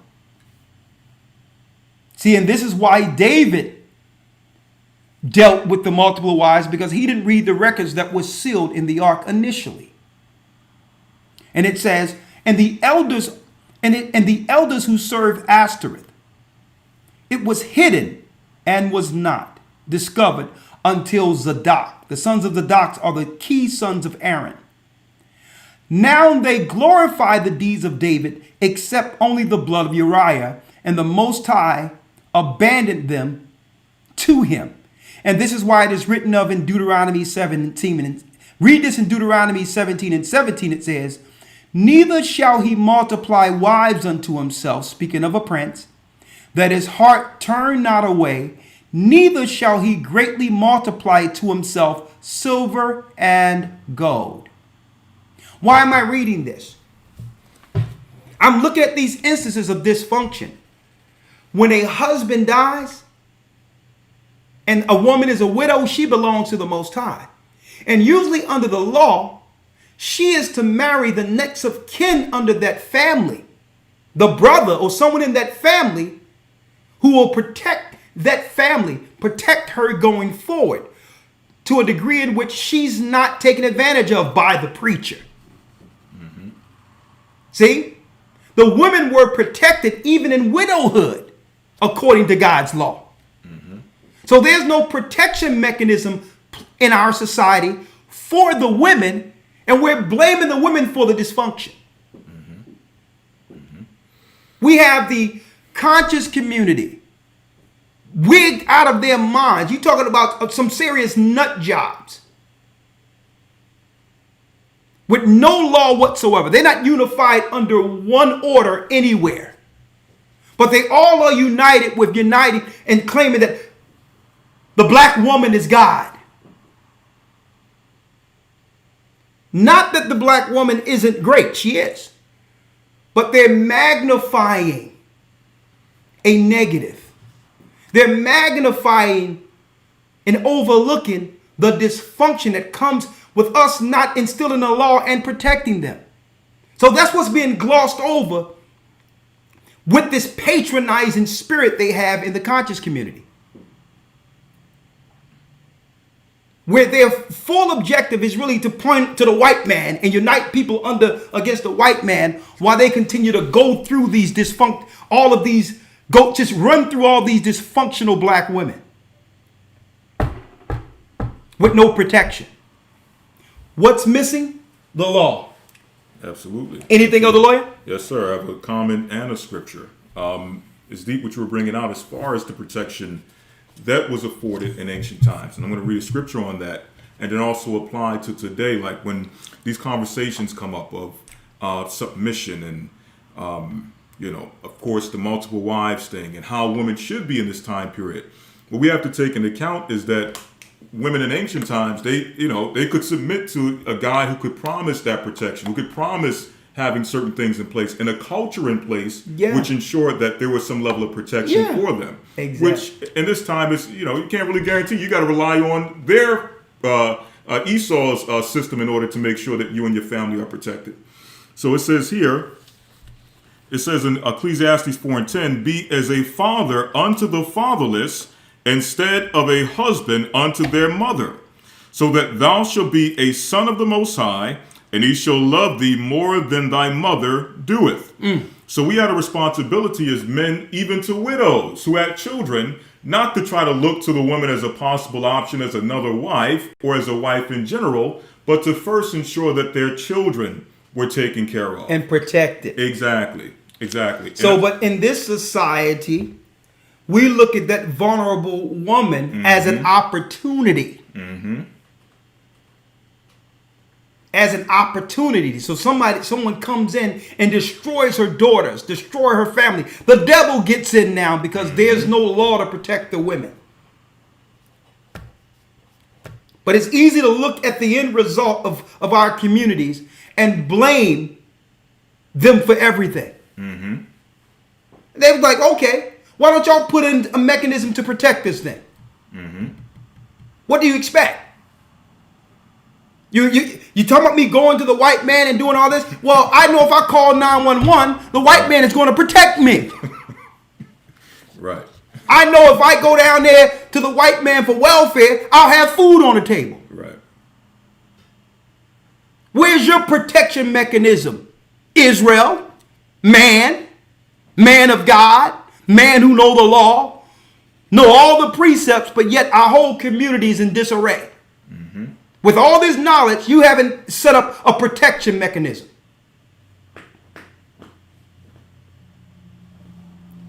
And I'm going to tell you this, even within our church, we had a scenario where if you're going to be over children and all that, and be in a situation where you're looking over other people's children, we're going to make sure there's no background that could lead to something in the flesh. If you dealt with something in the flesh that leaded to some of those negatives to be around children, we ain't going to allow that to creep up and be what you would call a temptation to a person who dealt with stuff like that in the past. So we say, no, we got to do something in the background. If you're going to be around children, we're going to have to know the criminal history and all that to know if you've harmed children. We put all that in place. And because I don't care what's going on out in the world, we're going to protect people in this church. Right. If you're going to be over children, we're going to know that you haven't hurt children on the outside of these doors. Do you know that we receive pushback? We receive pushback because we wanted to put something in place to make sure our children that come through these doors are protected. What are you talking about? People was upset that we wanted to understand who was looking after our children. Why do y'all need to know that? What? You want to be over a child program. And then we come to find out that there was some stuff out there of people that was trying to get next to children who had stuff out there. Like, no way, Jose. So listen, we're not just talking about it. If you're going to be over children, you have to understand that's our generation. This next generation will break us free. So we can control what happens in this church. Right. Because one thing about molesters and all that, they are experts. Let me tell you, they are ninjas. They know how to get next to children right up under the nose of their parents. Right. And what do you think they'll tell the children? Your mother and father know I'm doing this. Look, they brought you here to me. They know exactly what I'm doing. Yeah. The mind games they play. Yeah. It's deep because these are things that the reason why we get pushed or there's pushback sometimes because we're not used to considering these things when it comes to children, family, and things of that nature. Yeah. Because you have to realize a lot of what we do as a church is to heal brothers and sisters, our whole family, from the dysfunctions coming up in these communities that didn't protect them. Hell, are we going to let our children in the church suffer that? Exactly. So it's a lot of things we did. We put stuff on hold. It was like, well, listen, no more programs, no more other programs or nothing until we make sure our insurance and everything is in place before we just allowed you to have all these programs over children. If something happened to these children, then that's gonna hurt all. They're gonna stop the work. We're thinking forward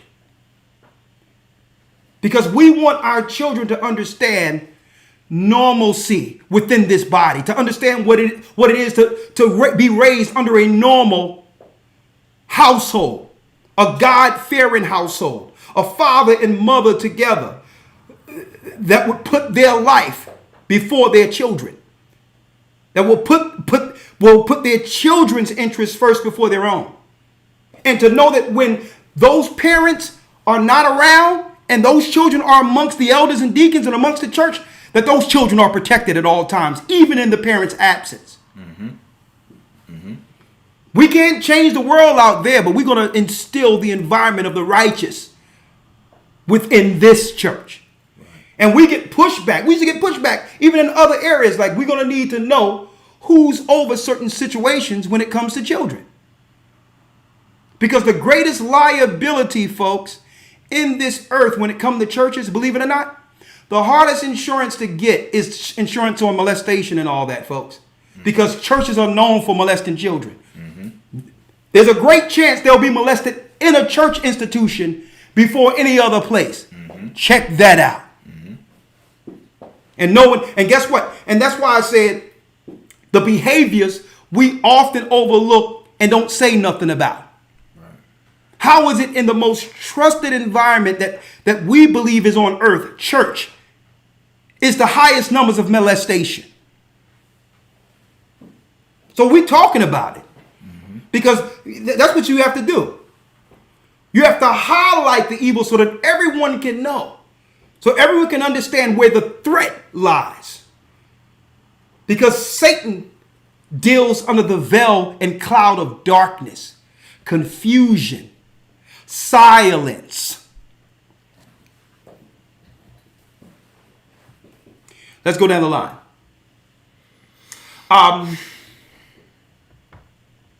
Go down the line. Next, I already did 216, right? Mm-hmm. All right. All right. Next, 803 area code.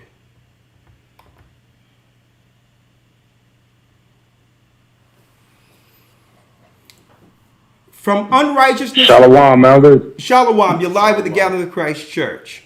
The behaviors that are often All praises overlooked. to the, Talk to us. praises to the Most High. What you just brought out, elder, was so succinct. Like I think about the children. I'm here in South Carolina. And I think about the children and everything like that. Them sitting there, listening, learning, gaining experience, and things like that. You wonder, right? And I'm not just talking about here in South Carolina. I'm just talking about in general, all our children around the world, in the four corners of the earth. Are they going through anything? You understand what I'm saying? Like that plagues your mind because you want to make sure that they are safe. They have a safe environment and everything where, you know, they have a loving, nurturing environment and things like that. So, you know, we have people that come in daily. They watch the videos and everything, and they're trying to change their lives around. And you don't know what their history is.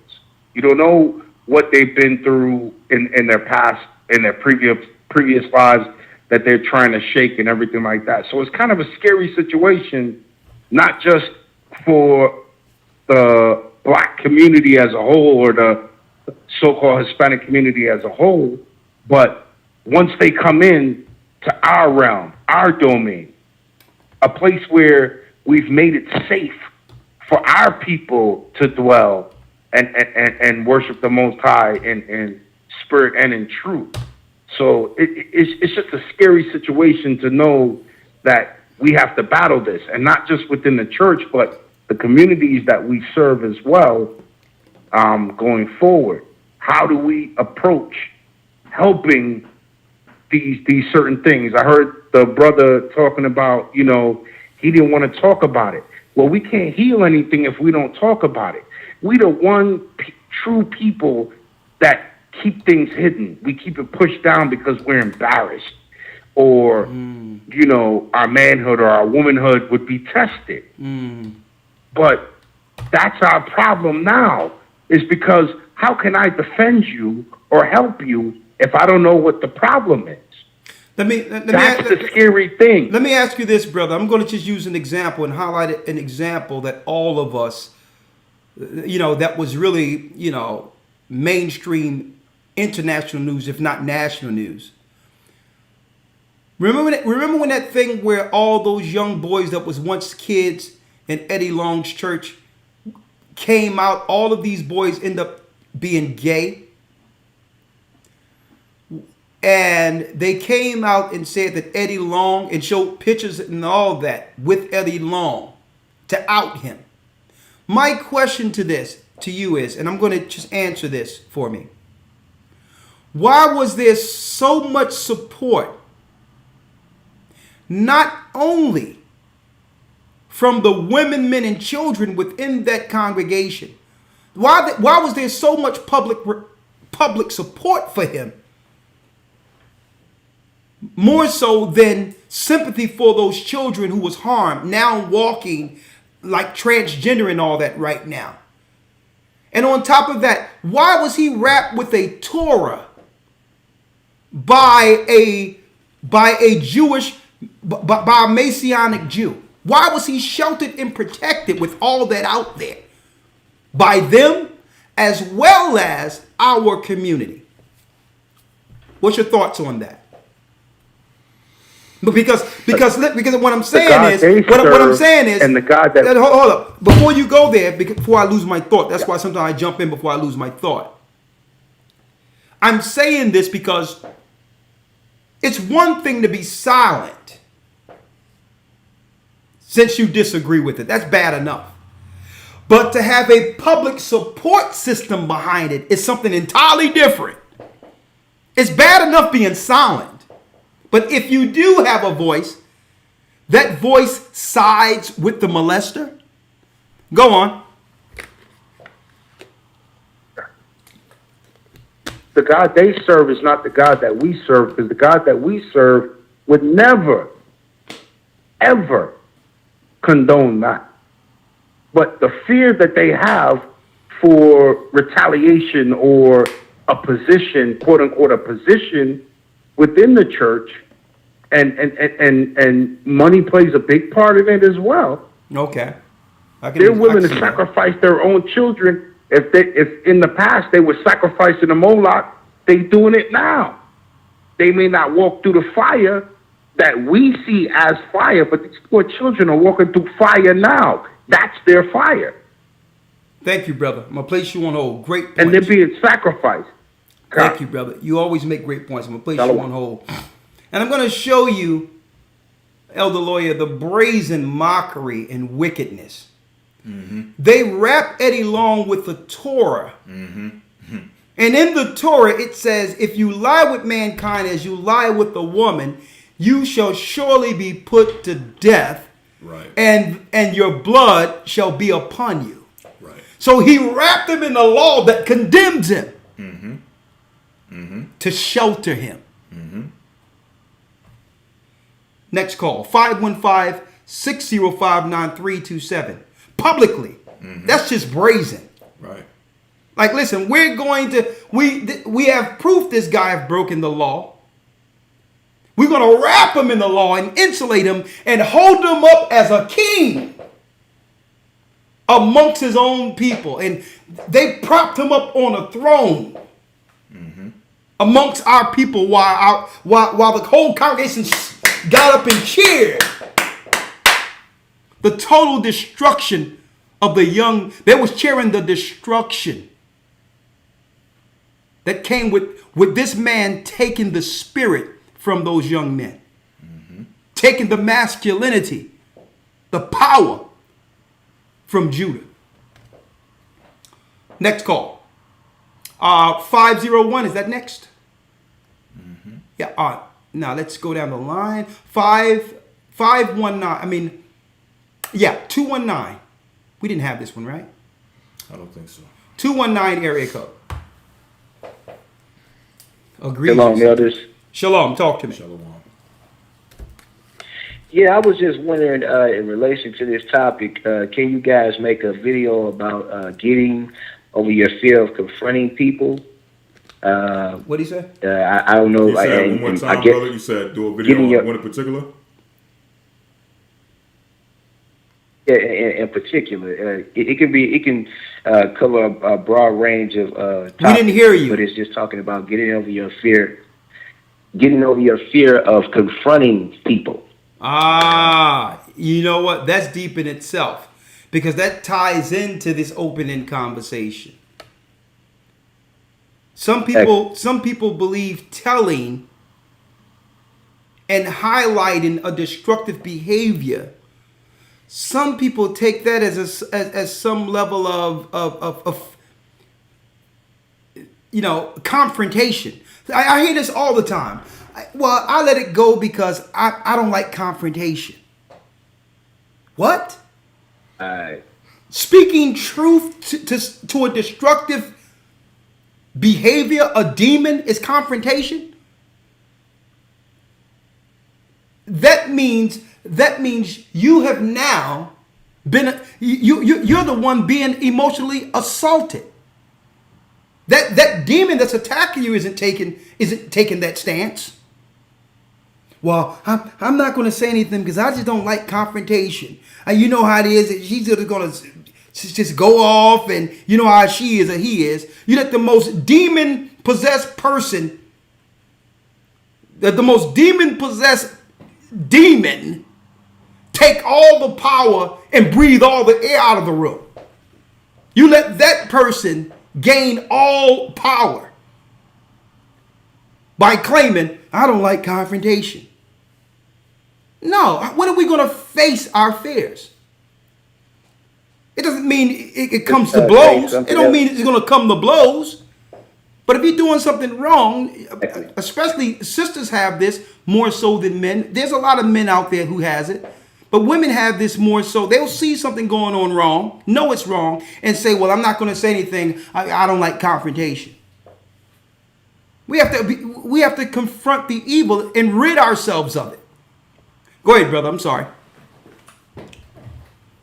Yeah, I was just thinking that a person, anybody should push themselves to do it also. You know, I had to do it myself when I had to confront somebody, not necessarily as far as child molestation, but I had to let myself know that it was okay to do this. And by me pushing myself to do it, that's what caused me to go ahead and go through with it instead of changing my mind. Yeah. Thank you, brother. Great points. We're going to go to the next call. And that's another thing, getting over our fears of not confronting people, but correcting people. We have to learn how to do this. Okay? There's examples all the time in showing us how to correct people. The Bible says, when it comes to that, it tells us, let's get that real quick. Approach such a one in the spirit of meekness, considering thyself, lest thou also be tempted. Yes, sir. Galatians chapter 6, verse 1. Read it. Brethren, if a man be overtaken in a fault, they're the wrong ones. Ye which are spiritual, restore such an one in the spirit of meekness, considering thyself, lest thou also be tempted. And you know what? I'm going to tell you, the corporate world have perfected this particular scripture. We're corrected continuously at the job. And none of us deem that as any level of confrontation. Because what? They come to you in a meek spirit, in a loving and caring type of spirit. There's a professional way of approaching someone to accept constructive criticism. And it seems like we see these examples in our everyday life, but don't apply them. And it must be this dark cloud in the hood. But as soon as we leave the corporate world, in which we are bosses in the corporate world too, and understand under HR how to approach a person and correct a person and steer them in the right direction and all that. But when we go amongst our own people, all that teaching goes out the window.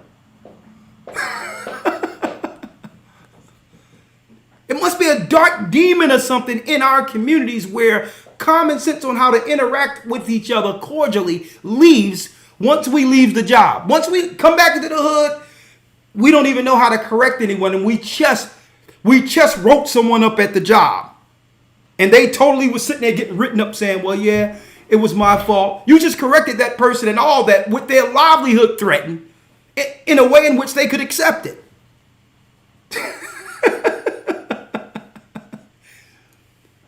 But get amongst the hood, and we can't apply that same knowledge to correct each other. It's weird. It's a curse, folks. Go ahead. If I could mention, the thing is in your workforce, when you're tasked with that responsibility, there is a structure in place and a system in place to ensure that your correction has authority and force. Exactly. In our communities, it's a you can't tell me nothing kind of spirit, kind of attitude, to where you could bring that correction, and it's like, who the hell are you to try to tell me anything? And, start digging into you and going into what's wrong with you, so. Exactly. I can understand that. But what you're highlighting is that there's a structure in place for correction. Exactly. Thank you. Thank you. That's what's missing. And what we're saying is that structure is actually in the Bible. That's right. It's in the Bible. Next call. 914 area code. 914. No, there's someone before that. That's 340, right? Yep. 340 area code. I'm sorry. Hello? Shalom. Hello? Shalom. Shalom. Hi, elders. Hi. How are you, Shalom, my elders. sister? How are you? I'm blessed by the Most High. How are Oh, you? doing good. By the grace of the Most High, doing great. Let's go. On this topic, so many things were in my mind while I was listening to everybody talking about this topic. And the brother was just talking about just now confrontation and how the fear of confrontation just now. And then another thing I was thinking is maybe just not wanting to air that dirty laundry. Okay. We tend to do that and keep the status quo. Because, like you said in one of the previous videos, this is the same people in Masada, the same people waiting there till the rules are to the side to pounce, at those who are vulnerable. I mean, the same people who would kiss you on the cheek and then sell you for 30 pieces of silver, to the Romans. The same people. That's who we're dealing with here. So here's That's the question, us. sister. Here's the question, though. In the behaviors that are often overlooked, why do we overlook the dysfunctions in our neighborhood? Why? I think it's like I guess you were mentioning earlier. We men love wickedness rather than good, and we want to blame the nations for everything to absolve ourselves from responsibility of seeking and finding the problem and fixing things. So is the question as to whether or not we even want to fix things or if we trust in oppression thereon. And then there's also this whole thing of we're just like in this pure confusion state where we want the waters muddy. We don't want hot. We don't want cold because that's identifiable. So we can identify when it's hot or cold. We want everything gray so that we can stew up in this good and evil sauce, or in the same boat, lumping everything good and evil together and staying in it. So then it's like the solution thing is the children, like you were saying, Elder, the next generation and their ways. Like for me, what I found is like school rubbing off a little on my children. And right there, I decided, no, we're going to go into the scriptures every night as an after school thing. Good. You're going to pick a chapter, like you said, that you're going to go ahead and say why you picked it, what you learned from it, and how you could apply it in two ways in your life. And I've been doing that every single night with the girls. And what I found is that in doing so, they have the scriptures. They pick their own chapter, and they have it in their mind, and it's to the forefront of their minds. And even though they're so young, they can like be a light unto the world. Even this week, I was I was so upset because there was this book on sexual abuse on the shelf at the library at my kids' school, and my daughter didn't even know what the word sex meant. She never heard the word sex before. And then it was on there, and she started to browse through it and look into it. My daughter told the librarian, could you please take this book off the shelf? Because it was in the kindergarten, first grade area. And the thing was so explicit. It was talking about sexual abuse with a child from her perspective with her father. And it was, my daughter never even knew this word, let alone this kind of thing. And the book kind of like was starting to terrorize my daughter. She was trying to get it out of her mind. So she told the librarian, could you take it off the shelf? The librarian said, it's there for a reason. My daughter said to her, well, yeah, but not a very good reason. And then I backed it up with a note and asked and showed her what looks like the agenda of the author and all of that. And then the librarian decided, you know what? I'm going to just take it off for reevaluation.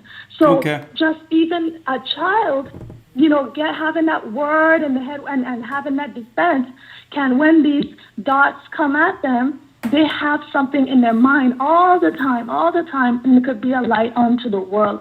So I think it starts with the kids. Thank you, sister. To remedy this generation. Thank you, sister. Okay. Right. Okay, bye. Bye, Albert. Bye-bye. She always come with the sunshine. Let me read this real quick. All praises be to the Most High, because last week, Elder Lawyer, we went into that nature, that what you would call that malignant root that was taken with Adam and Eve's choice of the tree of good and evil, which became the curse that leads to all dysfunction within our communities till this day. That actually, it was that curse of the sin of choosing wrong that led to captivity, slavery. Right. And some people wanted to know what in particular, how can we highlight or find out what that nature is in particular? In the book of Reuben of the 12 patriarchs, it's broken down by our fathers, the fathers of the children of Israel, what that nature is. It says here that nature. Now keep in mind, and what jogged me to go here is because she says they're introducing the word sex to kindergarten children, which should be illegal altogether. Mm-hmm. But when you look at that word sex in the Latin, it's 666. Sex is 666. So Elder Gabar and I was talking. He was like, I wonder how did Eve convince Adam to partake of the fruit? The mark of the man, 666. You can be convinced to do many things through that act. Now, initially, if they would partake of the tree of life, it would have been an act of righteousness in time after learning what they needed to learn to bring forth a nation to rule for an eternity. But that first act was done through the flesh. Listen to this. The beast. The human nature that leads to dysfunction. Listen to this. Besides all these, there is a matter of fact, let me get to all the senses. It says, I'm in the Testament of Reuben, the 2nd chapter. I know, and now hear me, my children, what things I saw concerning the 7 spirits of deceit. When I repented, 7 spirits therefore are appointed against man. There's 7 spirits that's appointed against man. Check out those spirits. I lost my place here. Yeah. And they are the leaders of the works of youth. 7 other spirits are given to him at his creation, that through them should be done every work of man. The first spirit of life, with which the constitution of man is created. The second is the sense of sight, which ariseth desire. The third is the sense of hearing, with which cometh teaching. The fourth is the sense of smell, with which taste are given, to draw air and breathe. The fifth is the power of speech, that which cometh knowledge.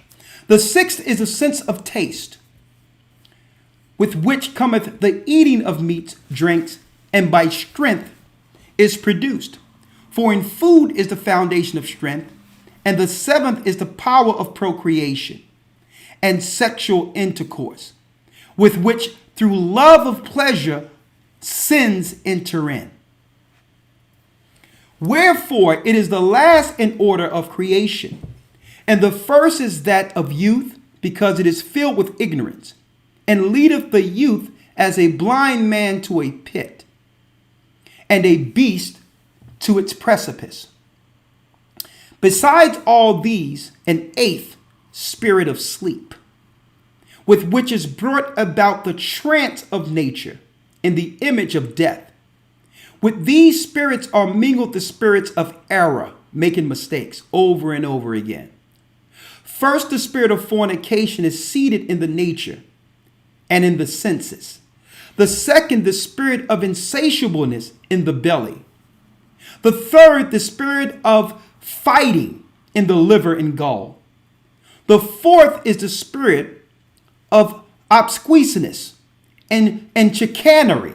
When you look at that obsequious and chicanery, that's characterized by showing a servile complacence. And chicanery is the use of trickery to achieve an objective. Using your body to receive an objective. Eve. This is what happened. It's breaking it down now. Well, I left off at as a lawyer. Yeah, did. Chicanery, and through officious attentions, one may be fair in seeming. The fifth is the spirit of pride, that one may be boastful and arrogant. The sixth is the spirit of lying, and perdition and jealousy to practice deceits, and concealments from kindred and friends. Hiding dysfunction. That's a spirit where you will conceal it from others for a time. The seventh is the spirit of injustice, with which are thefts, acts of rapacity, that a man may fulfill the desire of his heart. For injustice worketh together with the other spirits by the taking of gifts. That means through bribery, through money, through finances, how lawyer was mentioning earlier. Usually mothers and others won't say something about what's going on in their house because there's a benefit having a man in the house, even if he's a predator. And with all these, the spirit of sleep is joined, which is the error and fantasy. And so perisheth every young man, darkening his mind from the truth. The only way to overcome this dysfunction is the truth of the Bible, folks. Our forefathers explained this to us on their deathbed. And not understanding the law of God, nor obeying the admonitions, which are the corrections of his fathers, as befell me also in my youth. And now, my children, love the truth, and it will preserve you. Hear the words of Reuben your father. Pay no heed to the face of a woman. You can love a woman. You can admire the gift of what a woman is. But understand her power. Okay? Understand that. And that's what Gabar was bringing forth. Nor associate with another man's wife, nor meddle with the affairs of womankind. Men shouldn't be all caught up in women conversations. For had I not seen Bilhah bathing in a covered place, I had not fallen into this great iniquity. For my mind, taking the thought of the woman's nakedness, suffered me not to sleep. That means you seen pictures of her, or you seen her body in silhouette and couldn't sleep until I had wrought the abominable thing. The abominable thing. For while Jacob our father had gone to Isaac his father, when we were in Eder, near to Ephrath in Bethlehem, Bilhah became drunk and was sleeping uncovered in her chamber. Having therefore gone in and beheld nakedness, I wrought the impiety with her. Perceiving it and leaving her sleeping, I departed. Molestation. Sneaking in while people are sleeping. Taking advantage of someone in a vulnerable state. Many of our women have gone through this. And forthwith an angel of God revealed to my father concerning my impiety, and he came and mourned over me and touched her no more. And you know, by this sin of Reuben, he lost the position of the firstborn. He lost his birthright. Check out that nature. And see, and this is why they don't want you to read these records, folks, to identify our dysfunction. So that now we can no longer attach what's going on with us and blame it on the white man teaching us this. We have a nature in us that led to our fall under the white man. We have a nature that leads to this. that have been ignored. I'm reading from the Testament of Reuben and the 12 patriarchs, folks.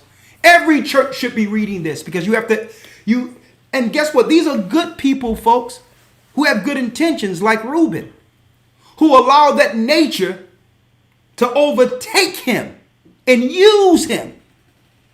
See? And we all have that nature in us and must identify that nature to do what? To keep that under control. And that's what Christ's ministry was all about. And by identifying it, now you're doing what? You're highlighting the dysfunction and putting a light on it. And we all know, Satan hates the light. See? This is why you can't read what we're reading right now to get to the bottom of our dysfunctions, because our dysfunction keeps the Gentiles in control over us. They'll never give us this wisdom on how to control ourselves, the power of self-control and discipline. And this is why, even though we know in the Old Testament people had multiple wives, that we don't teach that amongst us. Because you're feeding a nature in a man that can eventually destroy him. Because when is enough? If it's more than one, then it's two. Then if it's two, it's three. If it's three, it's four. And then that insatiable appetite comes in where they're feeding their flesh and not building their spirit. And then that same insatiable appetite can be like, matter of fact, that daughter right there, her daughter, now, who just came of age, who's looking nice walking around the house. See? That nature now is being fed. And then you'll go find a scripture that will justify you dealing with her daughter. That's how it works. Exactly. That's how it works, folks. So we have to understand it. It don't stop with this, just this one thing we think it's about. Exactly. You find an excuse. Oh, Abraham did it. That was your first excuse. Yep. And like you said, you find another scripture to excuse something else, like the scriptures say. A wicked man will not be reproved, but findeth an excuse according to his own way. Exactly. If you teach people it's okay to serve their flesh, there's no end to it. And that's what Reuben was breaking down. Let's go. Let's see. 914 area code. We're almost done. We only got a couple more minutes. 15 minutes before the conclusion. Shalom. Hello, elders. Shalom. Your phone. Something is wrong with your phone. Everything is okay there? Hello, elders. Okay, that's better. Yes. Can you hear me? Yeah, I can hear you. We hear you loud and clear. Okay, I had you on. Oh, okay. Shalom, elders. Shalom. Yes. So, yes, I wanted to talk about my story. So basically, I got molested at a very young age, and it was by my mother's boyfriend at the time. How old? Sister, how old were you? This was, I was probably maybe 5, I believe. My mom passed away when I was around 7. I'm sorry to hear that. So I believe I was probably 5 or 6, probably. I don't remember the age exactly. And even after she passed away, he still was trying to be persistent with it because we used to go to his mom's house. That's something, a routine we used to do as kids before my mom passed away. So we would still go to his mom's house to hang out and stuff like that. So he was even trying to do it at that time. I feel like that was the reason why I grew up so angry, and I always, want to fight. And, also, I feel like that's also one of the reasons why, I kind of got pregnant at a young age, because I was looking for love or searching for love. And my dad was here at the time in America, and he was married. And I found that out when I was probably maybe around 13 or 14. So I would see my dad maybe once a year. It's something I never talked about because, I don't know, I guess I was afraid or maybe ashamed. And after telling my mom about it, tried to explain to her what was occurring, and she never believed me. Your mother her never not believing me kind of kept me in a little box, I guess, and I didn't want to talk about it with anyone. See, I'll tell you So this, that's sister, and something I I'm went sorry. through. I'm sorry to hear this, but let me say something real quick. And I think the Most High understands to a certain degree that that me as a person, that I have to do work, and that it's tough having a daughter in this time where there's no protection out there. Even if your daughter is protected, the vultures are still there. And I'm going to tell you, the Most High knew, I think there was something in him that knew not to give me daughters.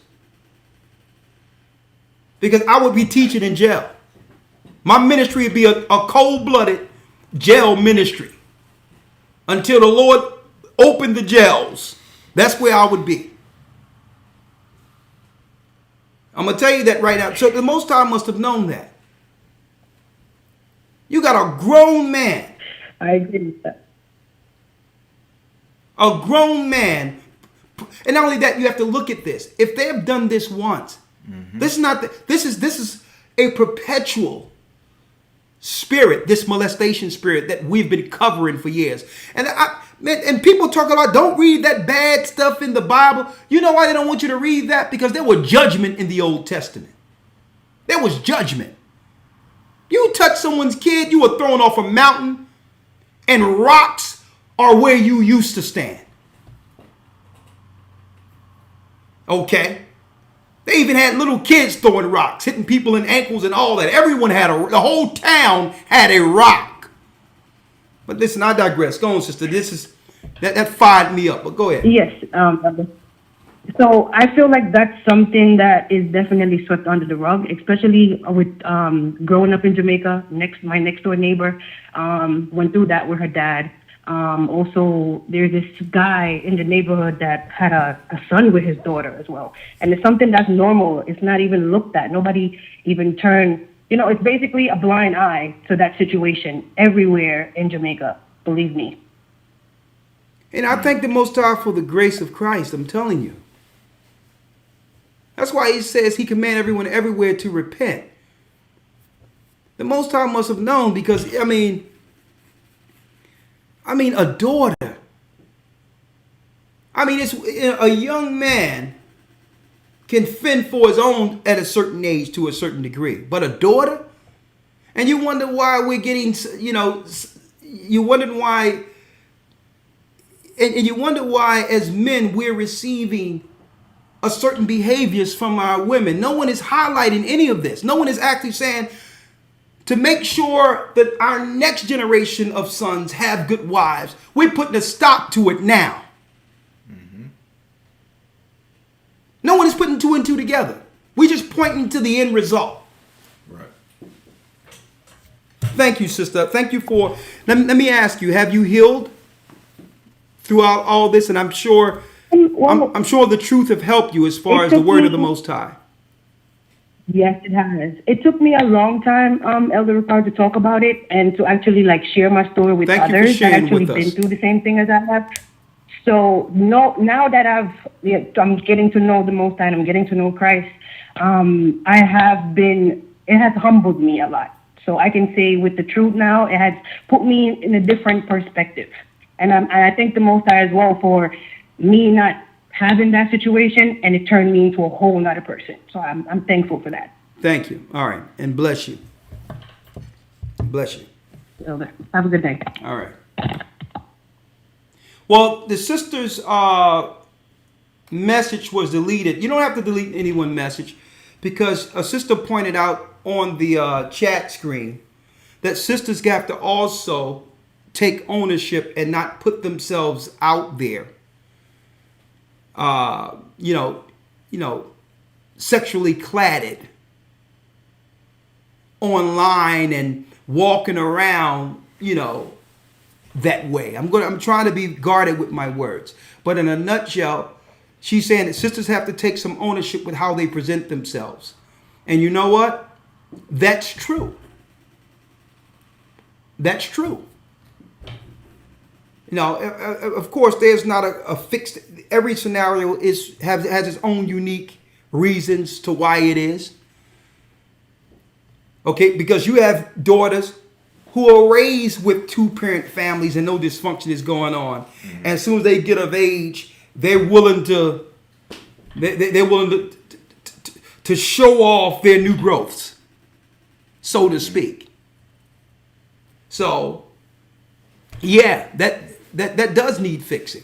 We're not ignoring that, but I want to talk about the fact that in the Bible even talks about that you give a daughter liberty, that's what she'll become. And it still comes down to the father keeping that daughter under a straight path and watching what she do on social media. Check out her pictures online. Let her know when she's going over the line of modesty. It takes a father, because sometimes a woman, sometimes looking at her daughter growing up, can relate to her daughter growing up and believe that it's cute to some degree. That's where that man comes to that. We're like, no. She can be cute when she's old, when she's on her own. Right now, she'll be modest. She got to pay for all the cuteness that you're excusing, and that payment comes with respect for me first. And when she's out on her own, after learning righteously according to the Most High, and she becomes a woman and understand the power of modesty and how to walk as a princess, then it's okay. But men have to take ownership and understand and look at your daughter's phones and all that. Look online, look at the social media, find out what your daughters are doing. That's the father's responsibility. Because in this world, and me and Gaja was laughing about it the other day to some degree, women are more concerned with what the husband is doing, which is good. You should be concerned with what your husband is doing, than what the daughters and what the children are doing.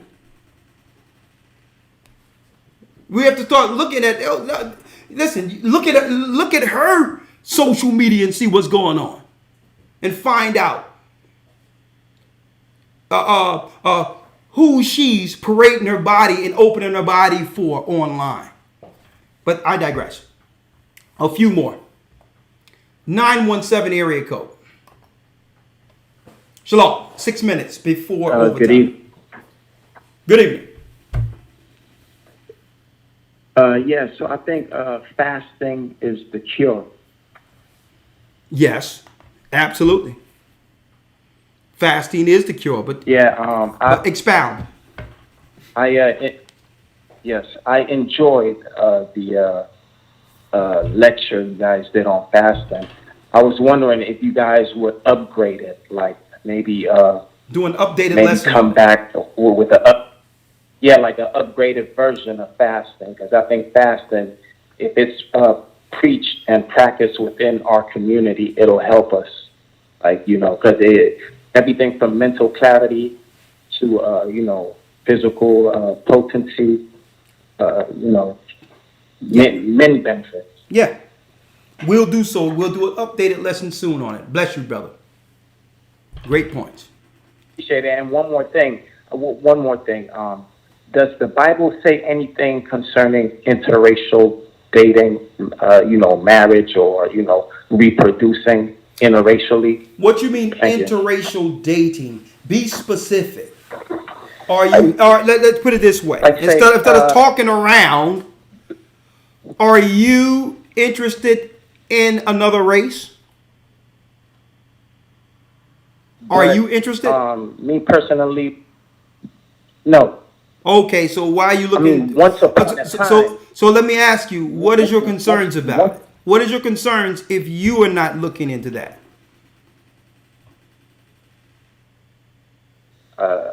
It's no concern, but it's just curiosity on to what, if the Bible says something about it, I would like to know. I mean, if it doesn't say anything about it, then... Well, the Bible does say something about it, but it depends on your circumstance and what you're looking at. Okay, like for instance, there was an interracial marriage where Sarah gave the Egyptian over to Abraham, who had Ishmael. Right? You remember that? Hello? So it depends I'm on here. okay, so it depends on what you're talking about. I'm not too knowledgeable. So listen to me. But Now listen. So there's scenarios in which the Most High told Isaac and Rebekah told Jacob and Esau not to take women of the Canaanites and the Hittites and all that. He told them specifically not to marry those women. He told them specifically not to marry the Moabites in the other areas, and there was a judgment for that. That would lead the children of Israel to serve the other gods. But now, if you want to know in general what the Most High states, he set the nations according to lines. Where in what's supposed to happen is a nation is supposed to deal with its own nation according to God. That's why he divided the earth in nations. You understand? That's the way it's supposed to be. yeah, But you can't strive in genealogies and all those things. But try the best you can to stay within your nation according to the Most High. That's it. But I ask you about you because a lot of people deal with curiosity and wondering if it's right or wrong based on someone else. My whole deal is I got to listen. I don't even deal with none of that because I got control in who I'm going to be with. And there's really little control you can say about someone else's choices in relationships. But you can control your choice and marry a daughter of Zion. Right? yes, yeah. Yeah. So, like I said, it's just that out here in New York, I see it a lot. Like from, nowadays, the sisters going to the, they didn't like the Caucasians. Okay. And of course, the black males with the. I'm saying, with brother, the so what can you do about that? Like I say, it's just curiosity. I'm just wondering, like, man, does God, like, what does God think about this? Like, you know what I'm saying? Listen, but what I'm saying is, but me listen, 90 seconds. this is what God said about this. We're living in Babylon. The examples of Babylon is confusion.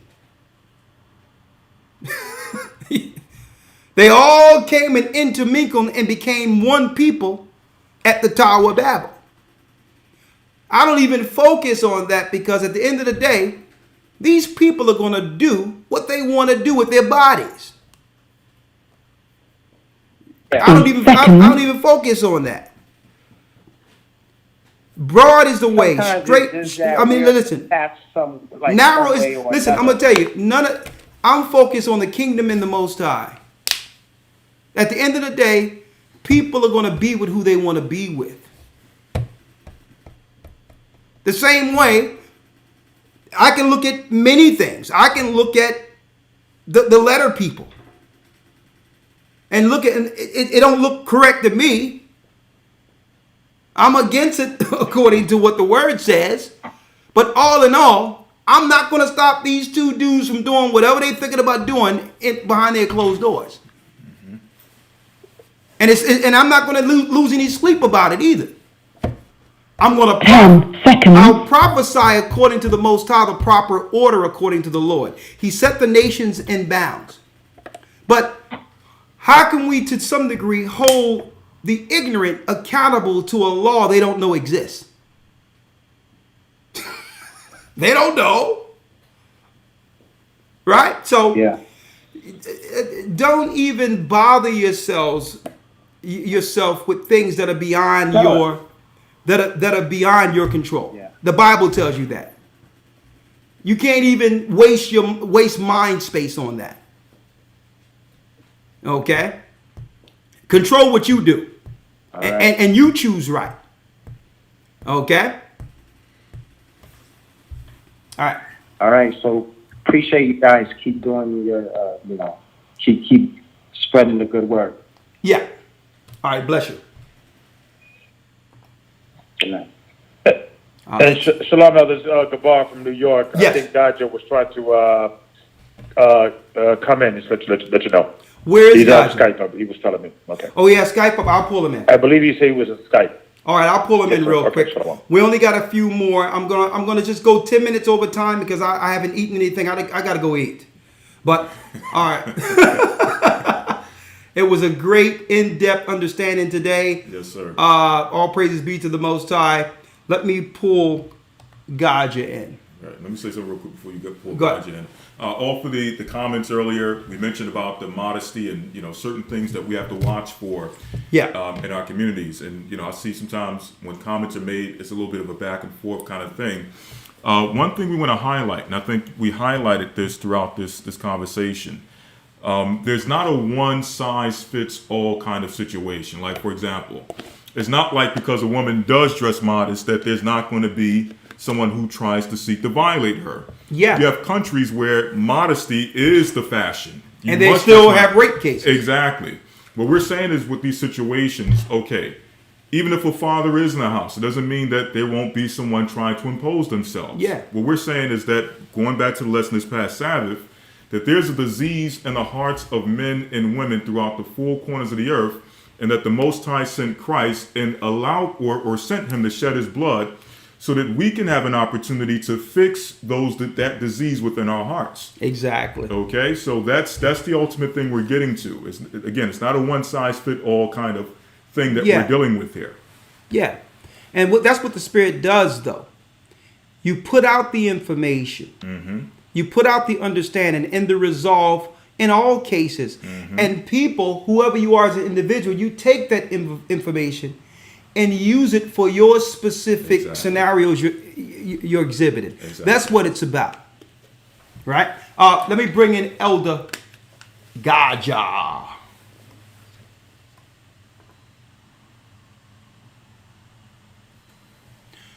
Hold on. Shalom, Gaja.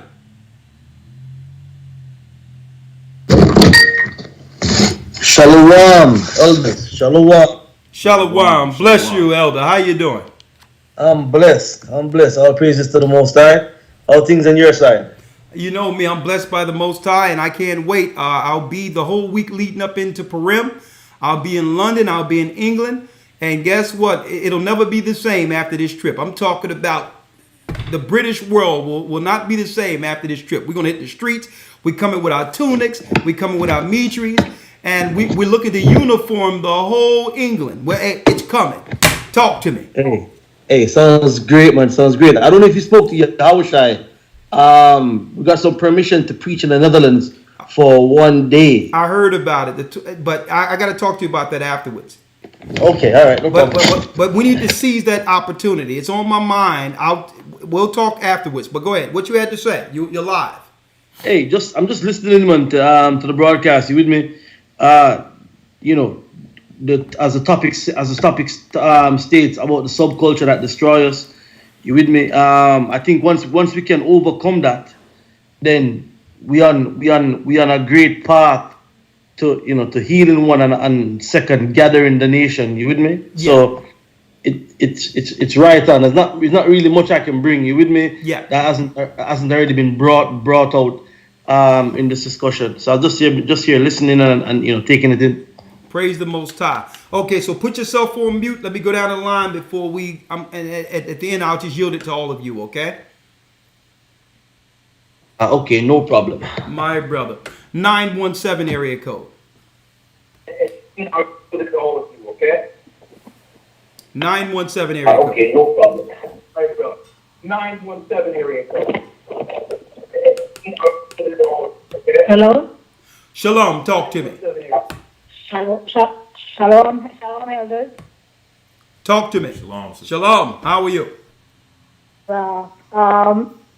Thank you for giving me the opportunity. I was thinking about the spirit of molestation, and I see you reading about the testimony of Levi, and my family is of Levi, and one thing that is really controlling the tribe of Levi is the spirit of lust and the spirit of sexual perversion. And most of them, and especially most of the young men in Levi, they grew up thinking that, being taught by the older men, that it's okay for them to be whoremongers, to have multiple wives or multiple girlfriends.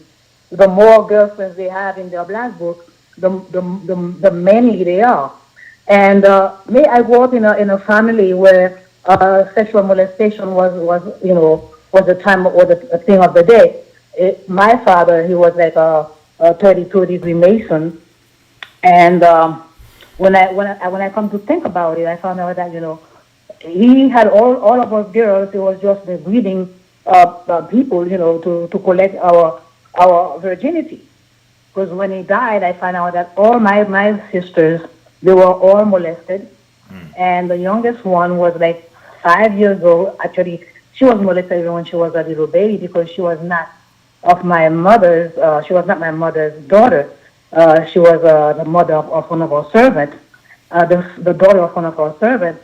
And from the time that she was born, my father was molesting her. And I had an aunt that was there, and she was a what do you call that? A cover, and she was making things easy for him to do. And at the same time, she was protecting her own children from not being protecting herself, as she said, and her children from not being molested. But all the girls in the house were all molested as young kids. All of them lost their virginity. None of us know when we were virgin, if we were ever virgin. None of us know what happened to us. It's only when he died that I was able to meet with my other sisters, and I had a meeting with them, and we started talking, and we find out what was happening. Because after the death of my father, that woman who was our aunt, she was trying to continue to see if she could perpetuate the thing in our family. And lo and behold, since I was the oldest, she approached me thinking that I was going to be okay with it, but she did not know who she was talking to. I let her spill her gut, and then I had to deal with her. So I had all my sisters and all my family get together, and we exposed everything that was happening. And I told her that she's lucky, because if it was like somewhere else, I would have dealt with her differently. And I was able to ask her why she was doing that, and she was saying that she was afraid.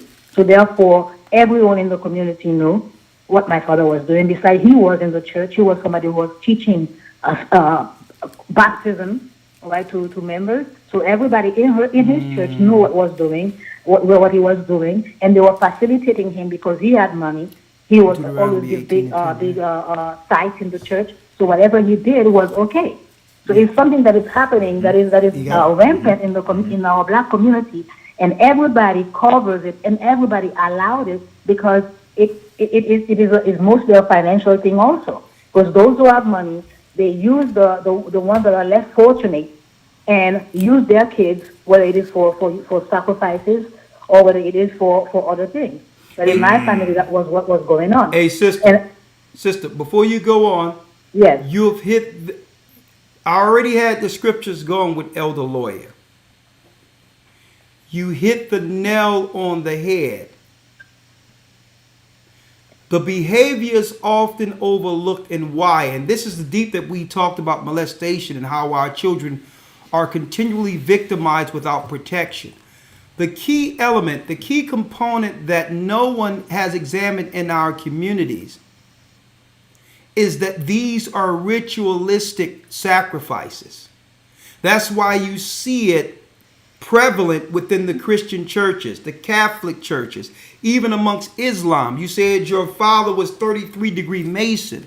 What they're not saying is the ritualistic part of all of this. And I want to read it real quick because this is why none of the Christians and none of them want to deal with the Old Testament and the Bible to identify the root spirit that have always been against children. Satan requires it. Satan requires molestation. Satan requires child sacrifice. And these are the authoritative figures that have been placed all over our communities, over these religions, over these Freemason halls. It's required. Our children are being born in a ritualistic control community, and you don't realize it. Let's read it real quick. Yes, sir. And I'm going to let you come back in, sister. I'm going to read first in Leviticus chapter 19, verse 21. Come on. And thou shalt not let any of thy seed pass through the fire to Moloch, neither shalt thou profane the name of the Lord thy God, for I am the Lord. So all the Babylonian religions outside of the children of Israel's land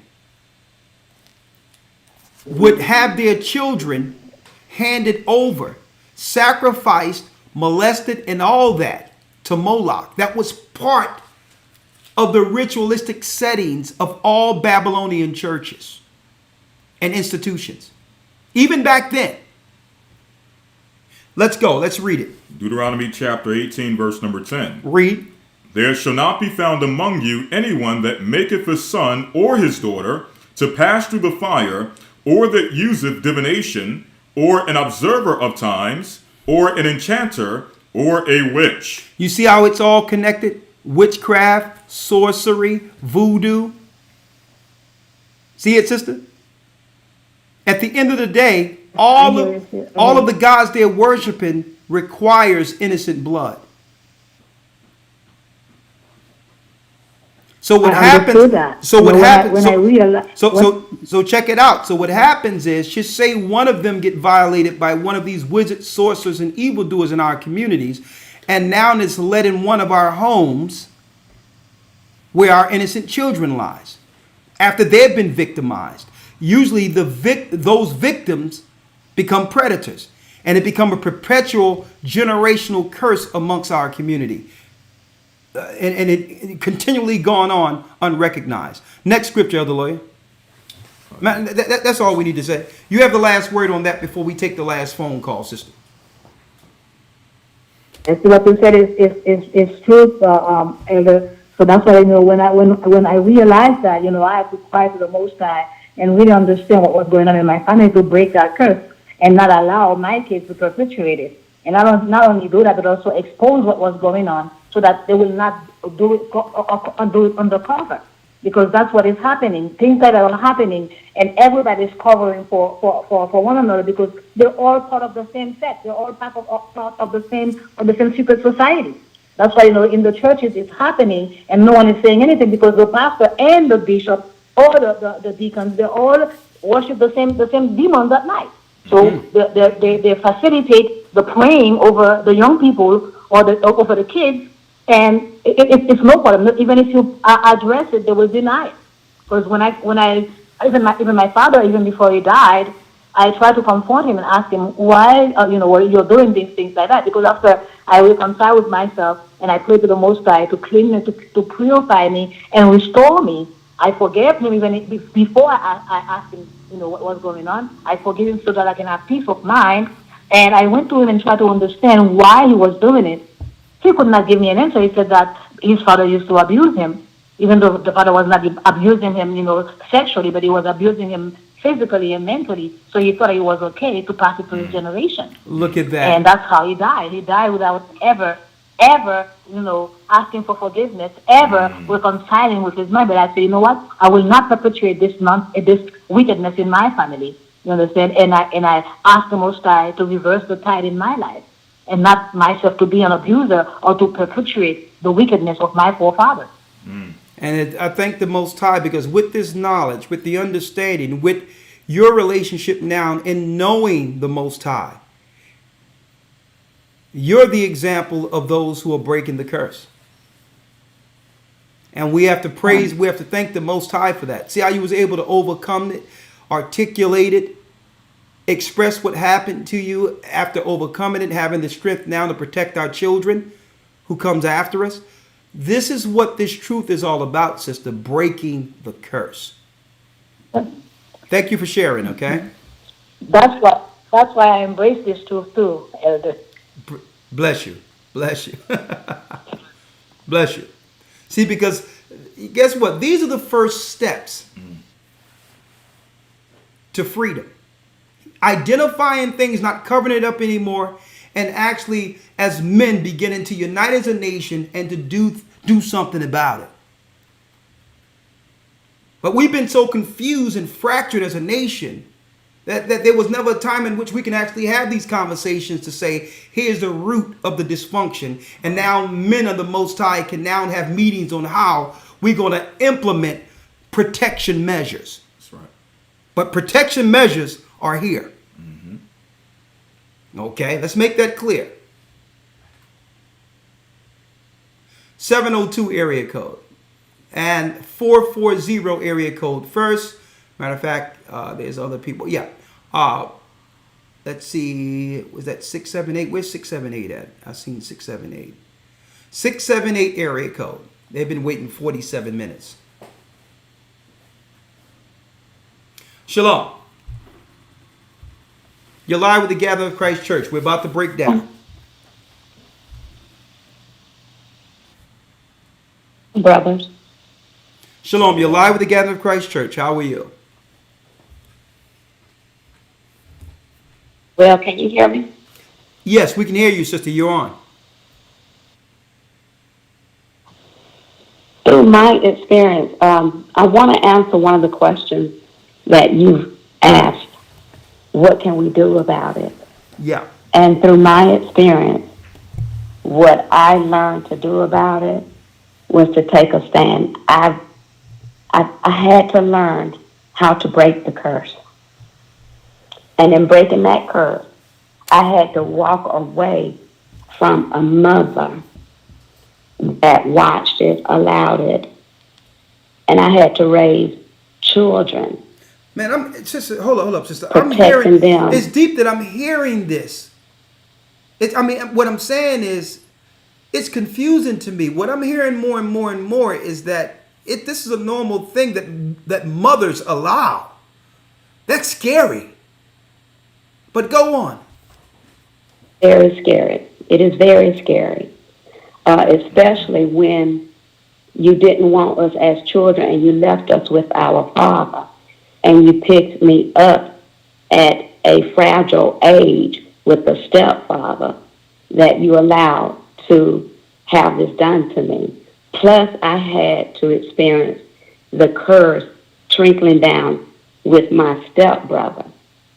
But I'm so cool with it. I can bring out a sword to anyone that really talks about it. And I think it's because when my dad had me, he gave me permission to question what was wrong. We have to give ourselves permission to question what is wrong and trust that we can trust in the Father to guide us. Because when this happened to me and I walked away from that family, I was 16. I had it in my mind to do it at 16. I did it at 17, and I had 4 children, and I kept doing it. I broke the curse because my dad gave me permission to do so, and this is so why we need men. You know, we concentrate on the fathers and women's lives. We need men to talk to the women. It's all right to talk to us about being molested. We are okay, but support the men and women that have done it, that have broken away, so that we can help the other women, so that we can really, really start talking about it. Because we are not talking about it. I am from a ministry family. I stepped down from the pulpit. I watched my family. This is straight out of church. I'm dealing with people that are claiming to be church folks. And I did it. I did it, and I'm not the only one. The other women that I've heard from have done it. But what have really helped me to really, really overcome it is studying with GOCC. Even from being a minister, stepping off the pulpit, I'm relearning. So you was a minister. You were a minister in the church. You were a minister in the church. Right. So I seen this, and it confused me even more to how do we do this? How do we let this happen? And even for my own experience, because I kept going back and forth. It's a very tragic emotion to women. Very, very devastating. It is truly a devastating thing when women are molested. But we got to understand, someone brought out a point.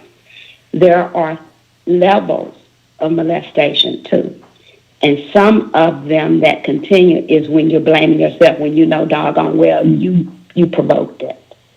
So there are levels of molestation, and we have to dig at it. And one more thing I would like to add is this is why society comes at our nation with this perversion, because they know that we don't talk about it. They don't have to talk about it, but we do. And if we don't take a stand, we will always be offering our children to Molech. I appreciate it, sister. Thanks for your testimony. Man. Welcome. Thank you for breaking the curse and standing against it. Thank you. One more call, then of course I have to bring in the elders. I got Elder Gaja and Elder Gabar. And of course you can have your last word in it. Yes, sir. 901 area code. This is our last call before we have the elders. Matter of fact, there's one other call that's here.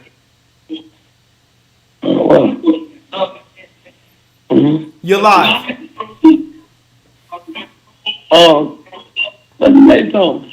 Okay, I'm sorry. It's too much in the background. I apologize. 216 area code. 216 area code. There's too much noise. I'm sorry. I have to go to the next call. 443 area code. 443. Shalom. Shalom, elders. My name's Chris, and I've been luckily to come across you guys, and I thank you, Most Higher, for allowing me to come across you guys. I wanted to talk. Basically, I lost a son in 2002 to my children's mother's husband, and what happened was my son was hit in the chest, and he bled eternally. And by me going through that in 2002, I still kept my faith in. Yeah, I kept my faith still going, searching for the Father's face. You know, it's just searching diligently, and that's what I kept doing, is searching diligently for the truth. And I was raised up as my mother was a Jehovah's Witness, and I was raised up in that. And I know a lot what goes on with their supposedly cult, and I just wanted to share my story that, you know what I mean, brothers and sisters, like, we can make it through this. A higher gives us the strength to go through this. And I made it through it, and it's a scripture in Revelations 21:4, and it says, and God will wipe away every tear from their eyes. There shall be no more death, nor sorrow, nor crying. There shall be no more pain, for the former things have passed away. And that's what I look forward to. You know, that I look forward to that day where the Father could bring us all, you know, bring things back in order. So let me ask you. I definitely wanted to share my story. Let me ask you this. And I can understand if you don't want to talk about it. I can understand it, because I know this is a very touchy scenario. Okay, with your son, and you got, brother, you have my deepest condolences. But let me ask you, what have happened to the guy who did this? Is he in jail? What happened to him? Actually, I didn't know because, and I still don't know right now, because what they did was, when this happened, they banned me from coming to the courtroom. For one, they said I was a witness. They didn't want me near the courtroom. They don't give me no information. They normally supposed to give you information when something like this occurs to your family members about the updates of the prisoner. But I don't know what's going on. They kind of exiled me. They kind of like pushed me aside and basically said, well, you know what, you know, we don't have to tell him nothing. And I think they give my mother information, but I don't think she wants to give me information because she feels as though that, you know, I may do something. But I think they gave him 15 years plus 10. I think it was, I think they gave him I think it's manslaughter. I think it wasn't murder. but I think they gave him something, a little bit lesser crime. Yeah, because they probably ruled that it wasn't. He didn't mean to do that. But Actually, but he's still serving time. Right. Let me ask you Right, this: uh-huh. how is it that your son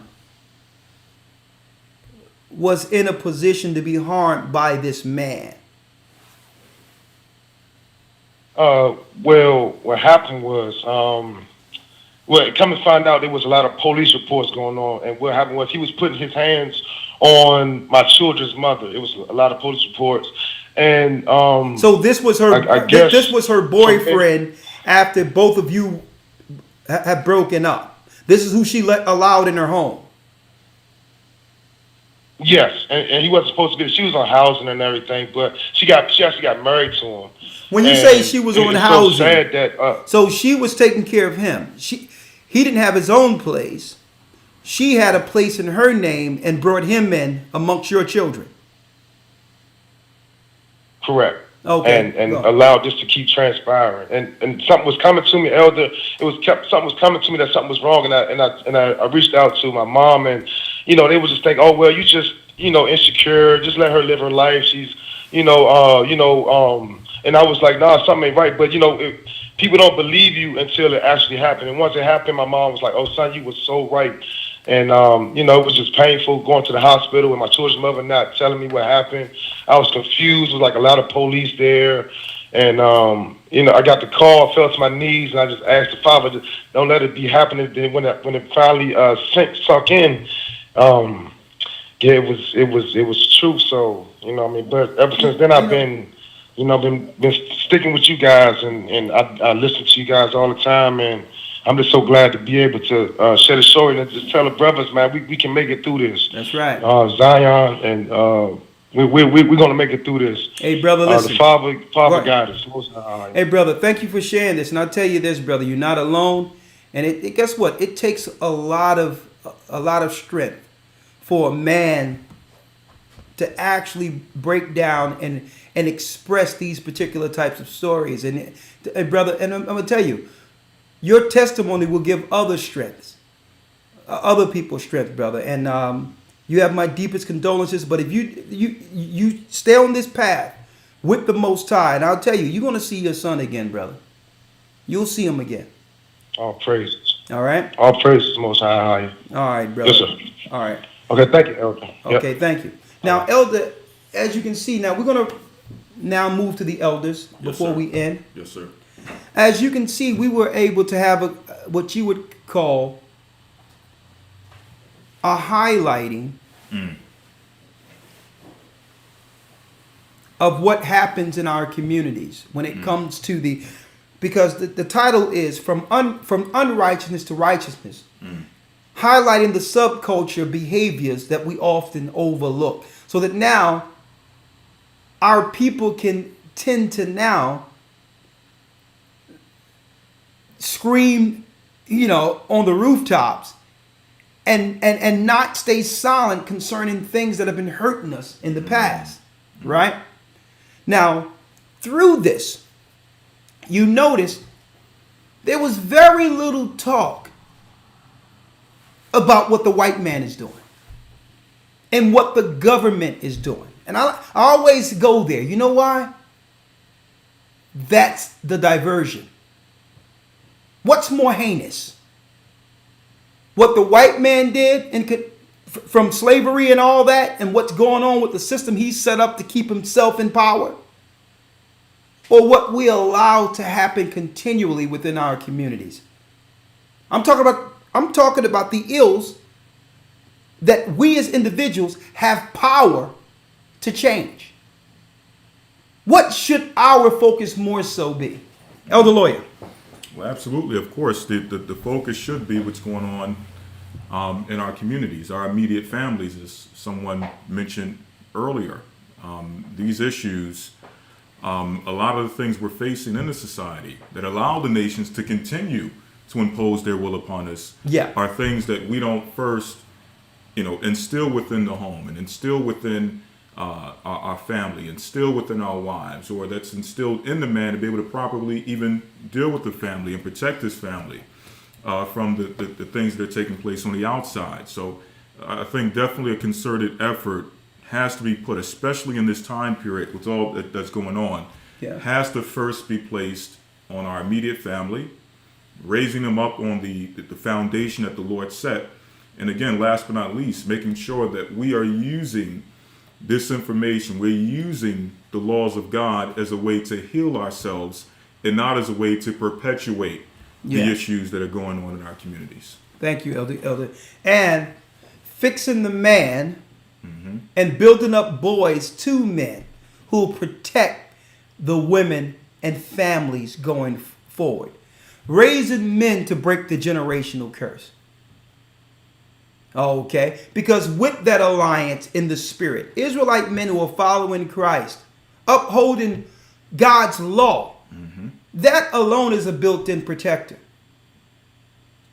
That the devil and his minions would dare to cross. Okay? It starts. All right, Elder Gabar. Shalom.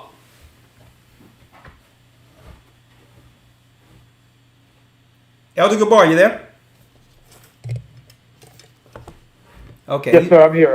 Okay. Okay. Yeah, we just giving you in class. Absolutely. Yeah, we giving you and Elder Gaja the last word.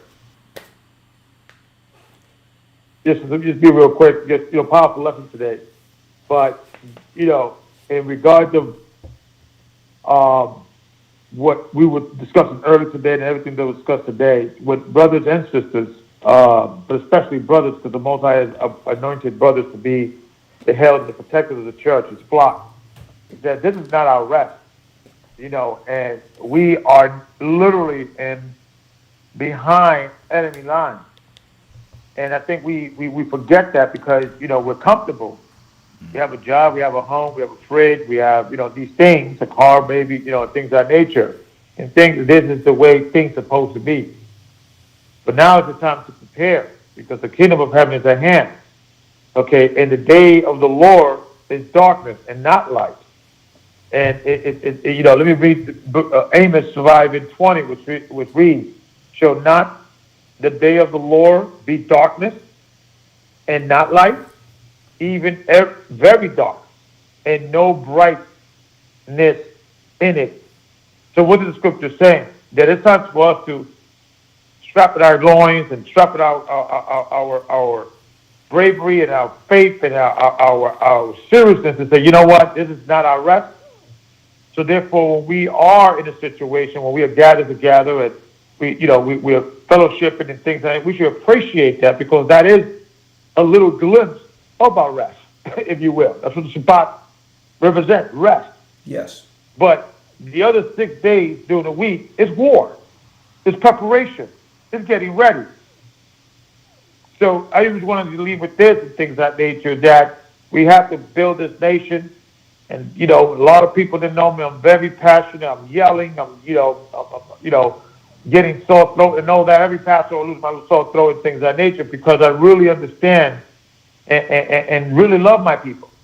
And it hurts me in the condition that we're in. I mean, the testimony I've heard today is just, I feel a certain kind of weight about it. It's like, good Lord, you know it's bad, and you read it, and but when you hear it, and you literally are touching and feeling threatened to your face. It's a different animal, man. And it's time for the men to get up and do what we need to do, and stop complaining. We got to get this nation running. We have to get ready because the war's coming. And Elder, the dream you and I discussed I had. The war's coming. We got to prepare. So I'm going to leave with that. Shalom. Shalom, Elder. And that was poignant, right to the point. And I'll tell you this. Yeah, it's time. It's time. And hearing it. And what are our sisters saying? And sometimes our sisters have that wall in front of them. They have that posterity. They have that thing in which no one can get into that because they put up a wall, a veil, a brick wall, a building to protect themselves, understanding what happened to them. And really what I'm hearing here without even being said is our women are calling out for help. They don't know how to because they haven't been taught how to, but they're calling out for help.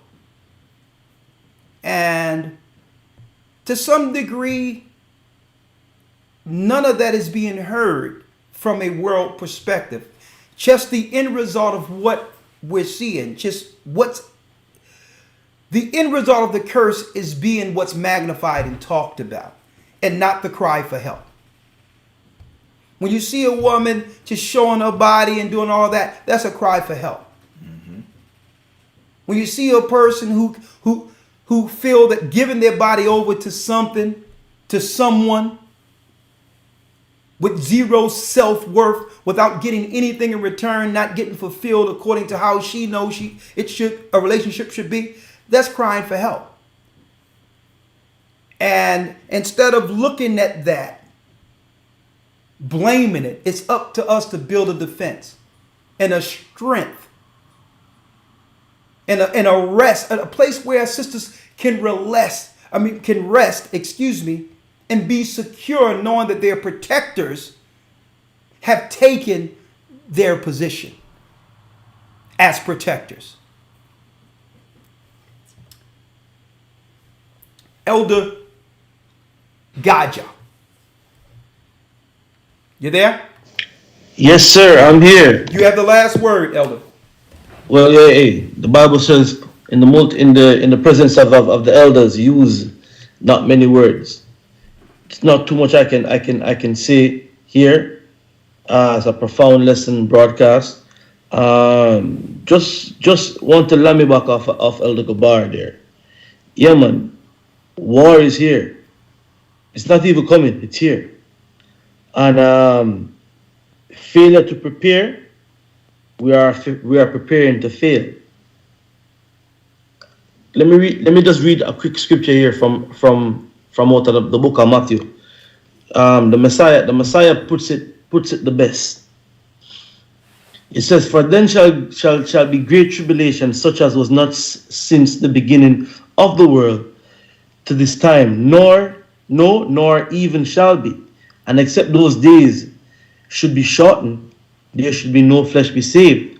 But for that the elect's sake, those days shall be shortened." So when you look at the craziness going on right now, you're speaking about molestation and within families. I had a situation dealing with that this morning. And to come onto the broadcast right now and hear this conversation coming on, it deep within itself, because we had no conversations before this. Mm-hmm. You're looking at the news coverage of how they're pushing the influenza, saying that there's influenza going on, and how they are attacking the people. And the war is coming up where nobody's hearing about that war and what that is entailing. Found out earlier today that they're saying that Puerto Rico, based on all the seismic activity going on under Puerto Rico, that Puerto Rico might end up under the water. Puerto Rico goes underwater, the effect it would have on the islands going underwater within the region. It was prophesied. Nobody thought. Yeah. Sorry? I say it was prophesied. Yes, sir. Nobody talking about that. The volcanic activities going on in the earth right now, blocking out the sunlight. In that day, the sun shall not give her light. So all of these things happening right now, real time happening. Nobody is talking about it.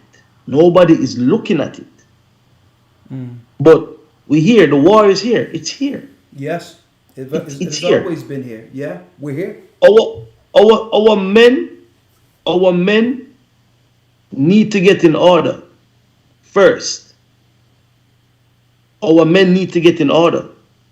Our sisters need to follow that order. It is for self-preservation. They need to follow that order. That we're moving into that time right now where, hey, listen, it's self-preservation. Another scripture that comes to mind. I know I said I'm going to keep it short. Another scripture that comes to mind, Ezekiel 20:33. Let me read it. All right? Let me read it real quick, elders, please.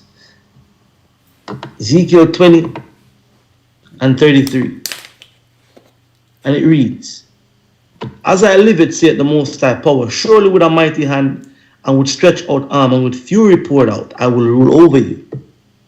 And I will bring you from the people and will gather you out of the countries wherein you are scattered with a mighty hand and with a stretched out arm and with fury poured out. And I will bring you into the wilderness of the people, and there will I plead with you face to face, like as I pleaded with your fathers in the wilderness of the land of Egypt. So will I plead with you, saith the Most High Power, and I will cause you to pass under the rod. Now we know the rod is the law. And I will bring you into the bond of the covenant. The covenant was made with Abraham, Isaac, and Jacob. And I will purge out from among you the rebels, and them that transgress against me. And I will bring them forth out of the country where they sojourn. And they shall not enter into the land of Israel. And you shall know that I am the Most High your power. And you know, some elder, these scriptures taking on new life. Because anything outside of Jerusalem is wilderness. And we see that purge going on now. We see that gathering going on now. We see that calling going on now. We at war. And we'll leave it at that. Shalom. Shalom. I'll talk with you soon, elders. Hey, we bought it today, and guess what? We're going to move this spirit throughout the earth through the Spirit of Christ and gather the elect to the elect. I'm going to end it with Elder Lawyer. What is the academy? What is the breakdown for the academy this Sunday? This Sunday will be a very interesting lesson. We're going to take it from a very interesting point of view. Yeah. Israelite doctrine and culture. Okay. The way we're going to approach it, I'll speak to you as far as how we're going to approach it. But it's so we're going to break down Israelite culture, Israelite doctrines that are out there, because all Israel is not of Israel. So we have to get beyond the fact that the blacks are the Israelites that are scattered. We all know that now. But all Israel is not of Israel. What is the true doctrine according to Christ? And truth, show them the shirt, Elder Lawyer. Truth over tradition. A lot of people believe the truth is just putting on the traditions written of in the Old Testament. But that's being a Jew outwardly. When are we going to become the Israelite who is Christ? And that's what we're going to talk about. Absolutely. Going into the whole Israelite Old Testament. We've been going to go into the history of Israelites who knew they were Israelites coming off the slave ships, teaching it in the Americas, and how it progressed to what we have today. Exactly. Many of the so-called, since the mainstream media want to talk about Israelites now, they would make you believe it's some fringe thing came out of black people not having an identity, as if we didn't have that identity coming off the slave ships. Hey, you'll hear about it this Sunday in the Hebrew and Bible Academy. You can send an email to gatheringas1@AOL.com or go to historytimes.org or historytimes.org and enroll right there, or gatheringofchrist.org. You can also order on our website, gatheringofchrist.org, the new GOCC 2020 Hebrew calendar. They give you the correct Sabbaths, the correct holy days according to the 364-day cycle. The Most High, we're putting in a lot of work to prepare this information for you so that we're in course with the heavens, on course with the heavens. So make sure you get your calendar. I'll see you soon in England in a couple of weeks. May the Most High be with you. Stay prayed up, sin not. We will soon see Zion. Shalom. Shalom.